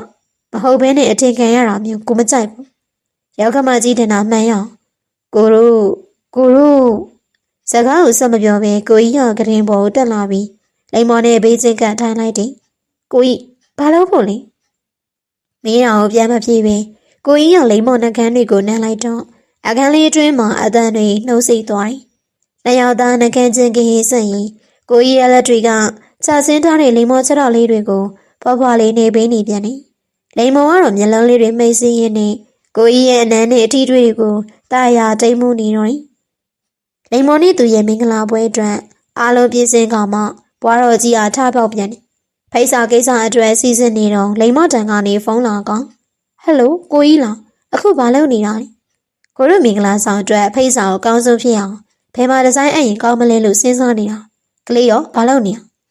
ကိုကြီးစီကဒီလိုစကားမျိုးကြားရတော့လိမ္မောရဲ့ချီနူးမှုကအတိုင်းထက်လုံးမှာကိုကြီးကဒီလိုမျိုးပကာသနာတွေကိုသဘောကျတဲ့ပုံမပေါ်ပေမဲ့လိမ္မောမျက်နှာမငယ်ရအောင်မင်္ဂလာပွဲကအခမ်းအနားဆုံးဖြစ်ဖို့လုပ်ပေးရှာပါတယ်ဒါကြောင့်မို့လဲလိမ္မောအခုအဖွားပြောခိုင်းတဲ့ဇက်ကကိုကြီးကိုပြောအောင်မအရန်အားနာနေဟိုလေကိုကြီးဖွားမင်္ဂလာရက်ကိုနှစ်ပတ်နောက်ဆုတ်ခိုင်းနေလို့ဘာဖုန်းထဲထွက်လာတဲ့ကိုကြီးရဲ့အသံနဲ့ကြည်ချောင်းလိမ္မောကလမ်းပြန်သွားတယ်အမလီလမ်းလိုက်တာကိုကြီးရေဖွားကဘာဖြစ်ရပြန်တာလဲလိမ္မောရေဒီမင်္ဂလာရက်ကိုလည်းသူ့စိတ်တိုင်းကြပဲရွေးထားတာပဲဟုတ်တယ်လေဒါပေမဲ့ဖွားကသူ့စိတ်တိုင်းကြရွေးတာတန်းဘေးတင်မေးပြီးတော့ရွေးတာပိုကောင်းပြီဆိုပြီးတော့ဘေးတင်သွားပြီးတော့အခုစီစဉ်ထားတဲ့ရက်ကမကောင်းဘူးဆိုပြီးတော့ပြားပြစ်လိုက်တာနှစ်ပတ်သေးပဲလေကိုကြီးရေနော်လို့မြေမအသွင်ချောင်းနေပြောနေတာလားပြီးဖွားကိုဖုံးပြီးဖွားပဲတေချာရှင်းပြလိုက်မယ်လိမ္မောကိုနည်းနည်းလေးလောက်စိတ်ကောင်းရောက်ဆောင်ပြီးရှင်းမလားလို့တစ်ဖက်ကဘွားတော့အတန်ကြီးအောင်နားလေးကိုတန်းစင်မကြီးမညောင်ဝင်လာတော့အသွင်ချောင်းကိုမေးရိုးကိုပြန်ခိုင်းကြည့်လိုက်မိမအသွင်ချလာကွဟုတ်ဖွာကျွန်တော်ပါအေးကွမင်းတို့မင်္ဂလာကိစ္စအကြောင်းလိမ္မောပြောပြီးပြီမလားတို့မြန်မာလူမျိုးတွေမှာဒလိထုံးတဲ့စင်လာတွေရှိတယ်မလားဘယ်ချဖို့မကောင်းဘူးကွဖွာတို့ကမင်းတို့ကောင်းစားဖို့အတွက်စီစဉ်ပြီးတော့မို့နားလေပေးဖို့ကွမြေကိုလက်မလို့ချင်လို့တွန့်တူနေတာမသိဘူးမှတ်နေလားခမရအကြံဒါအကုန်မင်းလားစင်ကြမ်းနေတာမသိအောင်ဒီကမျက်စားတွေကောင်မဟုတ်ဘူးဗျစိတ်ထဲမှာမလောက်ပဲပေါင်ကွဲလက်တွေမှာပြောရမယ့်စကားကဟုတ်ဖွာကောင်းတယ်လို့သာစီမံပါပေါ့နှစ်ပတ်လေးကိုအောက်ဤတီးခံပြီးသွားတော့ဆရာရှာတို့အတွက်ပန်းခင်းနဲ့အချစ်ဇလန်ကရောက်လာပြီပေါ့မင်္ဂလာပွဲပြီးတော့နေဟိုတယ်မှာပဲဖွာသူတို့လီမီယာကြောလိုက်ကြတယ်အိမ်မှာလိုက်ကြောလို့ဟိုကမြေးလေးကိုမကွဲနိုင်ဘူးဆိုပြီးခေါ်ထားမှသူဘဝအထီပေါက်ပြီးထီလက်မဲ့ပြောက်တဲ့အဖြစ်ရောက်မှာဒီလောက်တော့ပါနဲ့မှုရှိမှအခုတော့သူကဂျပန်ကလုံးကြံရတာပေါ့ပြီးရတဲ့အသွင်ချသူတို့သမီးလေးကိုတခါတည်းမပြေးတော့ကျင်းစာဦးနေရလေးတွေကိုတော့တို့ထဲကအပန်းပြေအိမ်မှာပဲနေကြမိလို့သူတို့နေရလုံးဆုံးဖြတ်ပြီးသားပါမင်္ဂလာကမ်းမကနေတခါတည်းလာခဲ့တော့မို့လိမ္မောရောသူရောမင်္ဂလာဝတ်စုံနေပါကိုကြီးလိမ္မောစတုံးပေါ်ကကလစ်တွေလာဖြုတ်ပြီးပါအောင်တကယ်ပါပဲဒီကိုကြီးကလည်းဘေးရောက်သွားမှမသိပါဘူးလာပါပြီဗျာလိမ္မောကလည်းအပွားကြီးလေးကြနေတာပြစ်တာနဲ့ကိုကြီးနော်ဟာမျက်စောင်းထိုးတာကလည်းချစ်စရာလေအသေးရလုံးညာအထိတောင်မစောင့်နိုင်တော့ဘူးကွာကိုကြီးနော်ဟာမင်းထက်လို့ပြန်ပြီနော်သူများကိုတော့လာမကူပဲလိုက်စားနေတဲ့ကိုကြီးကိုစိတ်တူလာလို့အနားမှာရှိတဲ့ခေါင်းတွေနဲ့ပြစ်ပေါက်လိုက်တော့သူအခန်းထဲကိုဝင်လာတော့ညာအိတ်ကိုအင်ကြီးအပေါက်လေးနဲ့လိမ္မောကမန်ဒီကုံမှာထိုင်ပြီးစပင်းတွေကိုစိတ်ပြင်းနေပြီးထိုင်ပြီးနေ ကရင်ပေါ်မှာကြာကြာနာနာထိုင်ပြီးရေဝေးတဲ့အကြည့်တွေနဲ့သူမရဲ့နောက်ပိုင်းအလားကိုထိုင်ကြည့်နေတဲ့ကိုကြီးကိုမှန်တယ်ကနေလမ်းတွေ့နေတာမို့အမြင်ကက်ကက်နဲ့ပိတ်အော်ပြစ်လိုက်တယ်။ကိုကြီးအဲ့ဒါဘာလုပ်နေရလဲ။ဟောထိုင်နေတာလေဗျ။ထိုင်နေတာတော့သိတာပေါ့ထိုင်နေရင်းနဲ့ဘာလုပ်နေတာလဲလို့ကြည့်နေတာလေ။အရန်လာတဲ့ကိုမိမကိုကြည့်နေတာလေ။ကြည့်ချင်ရင်မျက်နှာကိုကြည့်လေ။မင်းကဒီဘက်မှာမလှည့်ရမျက်နှာကိုဘယ်လိုကြည့်အောင်လာခဲ့ကိုစီကိုမင်းကြည့်စေချင်တဲ့မျက်နှာကိုပဲကြည့်ပြီးဟမ်ကိုကြီးနော်လိမ်မောကကိုကြီးကိုတကယ်လူရိုးကြီးလို့ထင်ထားတာရိုးတယ်လေဗျာမင်းကိုကြီးဒီရောက်လာတာမှမင်းကိုဘာခွင့်ရေးရှူလို့လဲ but ဒီညတော့မရတော့ဘူးနော်ပြောရင်းနဲ့အာမရတော့တာမို့မန်နေကုန်ကနေရွေးမလာသေးတဲ့သူ့ဇနီးချောလေးကိုအသေးတရားရနဲ့ကရင်စီကိုပွေးစီလာလိုက်တယ်လိမ်မောကိုလုံးလေးကိုကရင်ပေါ်မှာအသားရချပေးလိုက်ရင်နဘူးလေးကိုတဆန်တန်းလိုက်တယ်ဝေးကြည့်လာတဲ့ကသူ့လက်တံကိုတွေးထားရင်လိမ်မောရဲ့လက်တွေကအခုထိမဖြုတ်သေးပါသူဘာမှတော့မလုံးရသေးပေမဲ့အုံမိုးထားတဲ့သူ့ရဲ့အောက်ကကောင်းမလီရဲ့ပေါင်းလေးတွေကပန်းသွေးရောင်တန်းနေပြီလိမ်မောအစဉ်ပြေရဲ့လားကလေးကိုကြီးလိမ်မောဘက်ကမီးစိမ်းပြလိုက်တာနဲ့သူကလည်းနှစ်ယောက်တူတူရွှဲလွင်မဲ့ချစ်ခီကြီးကိုစတင်လိုက်တော့ရင်ပထမဆုံးအနေနဲ့နှက်ခမ်းလေးကိုခပ်ဖွားလေးနမ်းလိုက်တာနဲ့လိမ်မောကမျက်လုံးလေးတွေမိတ်ဆင်းသွားပြီဖြစ်တယ်နှက်ခမ်းကိုဖွားလေးနမ်းနေရင်မှအားပါလာတော့လိမ်မောလက်တွေကသူ့လက်တိုင်းစီကိုကြောပြင်ကိုပြောင်းပြီးတော့ပိုတန်ကစားနေတော့ရင်ကိုကြီးရဲ့မူးမိစီလောက်တဲ့ပြင်းရှားတဲ့အနမ်းတွေကြောင့်လိမ်မောတိန်တွေထဲမှာလွင်မျိုးနေသလိုခန်းစားနေရတယ်ကိုကြီးရဲ့နန်းတွေကလည်းတိုင်းညှက်ရိုးတွေအထိပါရောက်လာပြီးလက်တွေကတော့ကျိုးတလုံးညဝိအင်ကြီးကိုပဟုံးအောက်ကိုတွန်းချနေပြန်တယ်။အော်ကိုကြီးရလိမ်မောရဲ့ပခုံးသားဝန်းဝန်းလေးတွေကိုသွားနေအတင်းဖိခိုင်းလာတာမို့အတန်ထွက်ပြီးတော့ညီးလိုက်မိ sorry နားသွားလားကိုအရန်စိတ်ပါသွားလို့မင်းရောက်ကိုပိုင်းဆိုတာဒီຢာလေးတွေနဲ့တက်သေးပြချင်လို့ကိုကြီးစကားကြောင့်လိမ်မောရှမ်းမြန်ဆောင်လေးထိုးလိုက်တော့ကဲမျက်စောင်းထိုးမနေနဲ့ခဏလိုမျက်လုံးလေးတွေပြန်မိတ်ထားညအိမ်မီးအိမ်စီကအလေးပြဖြော်လေးကြောင့်နေရမှာလိမ်မော်တို့ရဲ့အချစ်ကိုပေါ်ဆောင်နေတဲ့ဘုံကြီးတွေဟာထင်ဟပ်နေတော့တယ်။နှစ်နှစ်ခန့်ကြာပြီးနောက်ကိုကြီးတတရေပြုတ်ကနေရှေးသွန်လိုက်ပြန်ပြီကလေးအနီလာလဲပေးပါလာပြီလိမ်မော်ရေကိုလာပြီမိမလမ်းခေါ်လိုက်တာနဲ့နှုတ်ဘူးဖြော်နေတာကိုရက်လိုက်ပြီးကမဲကရန်ချပြေးသွားတဲ့ဆရာရှားကိုကြည့်ကမိဘရိမ်းမှာချက်ပြုတ်နေတဲ့ကျေသီတာကြည့်ရီလိုက်တယ်ဒီအိမ်မှာသူမရှိရင်ဆရာချားကိုယ်တိုင်သမင်းပေါင်းဝင်ကြက်ရောက်မှမြင်အောင်သည်လိမ်မော်ကသူ့အိမ်ပြန်သွားတော့ကအချက်ပြုတ်တွေကိုတင်လိုက်တယ်ဆိုပြီးပြောပေမယ့်အခုဒီအိမ်မှာလိမ်မော်ချက်တဲ့သမင်းကိုသူတို့ဆရာတပည့်နှစ်ယောက်တနက်စာမပြောနဲ့တစီလေးတောင်မစားဘူးကြပါဆရာကလည်းမိန်းမကိုအလိုလိုက်တာလက်ပြားပါခိုင်းအရင်တုန်းကလိုပဲလိမ်မော်ကဆရာချားအလားကြီးဖို့ကလွဲပြီးဒီအိမ်မှာစားယုံအိမ်ယုံမအခုတခါကလေးပါရှိလာပြန်တော့ဆရာချားတို့မိန်းမကိုချစ်လိုက်တော့ထားစရာနေရတော့မရှိတော့သလိုသူတို့လင်မယားချစ်တာကိုကြည့်ပြီးကိုကလည်းမိမယူချင်ပေမဲ့အချင်းပုတ်တဲ့ဆရာကြောင့်သူ့ကိုလက်လွတ်မခံချင်ပါကျဲဒီလည်းအရင်ကတော့ဆရာချတန်ကိုခံအခုတော့သူမိမနဲ့ကလေးတန်တွေပါပေါင်းခံရပြီမခံလို့လည်းမရပါသူဆရာကအစာရေးတာနဲ့မိမကိုချစ်ဖို့ကလွယ်ပြီးဘာလို့တက်လို့လဲလူပြိုတို့ကြီးကျဲသည်ပင်အိမ်မှာထမင်းချက်အတန့်ရှိရလို့ကလေးထိန်အနီးရှော်နဲ့မအားရပါလိမ့်မောပေးတတကိုကိုစီပေးကိုအနီးလဲပေးလိုက်ကိုကြီးနှုတ်ဘူးပြောတာဟောပြီးပြီလားတတရှူရှူတွေပန်းလိုက်ပြီဆိုတော့စားတော့မှာခဏလေးကိုအနီးလဲပြီးတာနဲ့သွားယူလိုက်ခဏကြာတော့နှုတ်ဆိုတာဝါသွားတဲ့သူတို့ရဲ့သားလေးကအိပ်ပျော်သွားတော့ဆရာကျွန်တော်ဝင်လာမယ်နော်ဒီမှာစာအုပ်တိုက်ကဖုန်းလာလို့အေးဝင်ခဲ့အခန်းထဲမှာဆရာချာသူမိန်မောင်နေပေးနေလိမ္မောနေမကောင်းလို့လားကျဲဒီရရွဲ့မဲချင်မလိမ္မောကနေကောင်းပါရဲ့စခရင်တန်းလေးများသွားလို့အကျော်တက်ချင်တယ်လို့ဖြစ်နေလို့ပါဟိအော်ဆရာတို့များတနေ့တနေ့နားချိန်မရလှုပ်ပေးနေရှာတဲ့တပည့်ကိုတော့ပင်မန်းနေလားဆိုပြီးတခွန်လေးမေးပေါ်မရမိမအကျော်လေးနည်းနည်းတက်တယ်ပြောလိုက်တာနဲ့ဖြူစုနေလိုက်တာကိုကြီးကလက်မအားလို့ဖုန်းကိုလိမ္မောစီပေးလိမ္မောစာအုပ်တိုင်းစီကိုဖုန်းပြန်ခေါ်လိုက်ပြီးဟယ်လိုဦးယုံလားအော်အဲ့ဒါကိုကျဲသီးနဲ့ပြောလိုက်နော်ဟာဒါလည်းငါအလုပ်ပေးလားကိုကြီးကလာအားမမဟုတ်ဘူးအရေးကြီးတဲ့အလုပ်တွေလုပ်နေရလို့သူမိမဖုန်းပြောနေတာကိုပြုံးပြင်းနေတဲ့မျက်နှာကြည့်နေနားထောင်နေတဲ့ဆရာရှားပုံကတကယ်ကိုအမြင်ကက်စရာဒါပေမဲ့လည်းနောက်ဆုံးတော့သူကပဲကားယူပြီးစာအုပ်တိုက်စီကိုသွားရတာပါပဲရပြီကိုကြီးလိမ္မောအညောင်းပြီဒါဆိုနေဘေးကပေးတော့လေကိုကြီးကနှက်ခမ်းကြီးကိုဆူထော်ပြီးမျက်နှာကိုလည်း အတင်းကိုတိုးကန်လာတော့လိမ္မော်လက်နဲ့ကားထားလိုက်ပြီးတတနိုးသွားအောင်မေးငိမ့်ငိမ့်နေလေနိုးစိတ်ချလို့ပါမွေ့မွေ့ပြီးကလေးထက်စိုးနေတဲ့ကိုကြီးကိုမနိုင်မှန်းသိလို့စောစောပဲအရှုံးပေးလိုက်ရင်ကိုကြီးနှုတ်ခမ်းကိုခက်ဖွားဖွားလေးနမ်းလိုက်တယ်ကိုကြီးကတော့ခက်ဖွားဖွားနမ်းတော်ကိုအာမရလို့ဖြစ်မိလိမ္မော်ကောင်းထိန်ကင်ပြီးနှမ်းဆိုင်နဲ့အနမ်းတွေကိုမမတ်မော်မော်ဆက်ပြီးတော့ဖန်တီးနေတော့တယ်တသားလေးကတော့နိုးနေတာတော့အလိုက်တတိစွာနေငိုသားလေးတစ်ချက်တောင်မှမပေးဘဲငြိမ်ငြိမ်လေးနေပြီးလက်မလေးစုပ်ကရှိနေလေတော့တယ်ဟုတ်ကဲ့ပါပရိသတ်များရှင်ဇလန်ကတော့ဒီမှာပဲပြီးဆုံးသွားပါပြီအစိုးရသားဆင်ပေးခဲ့ကြတဲ့ပရိသတ်များအားလုံးကိုထူးပင်ကျေးဇူးတင်ရှိပါတယ်ရှင်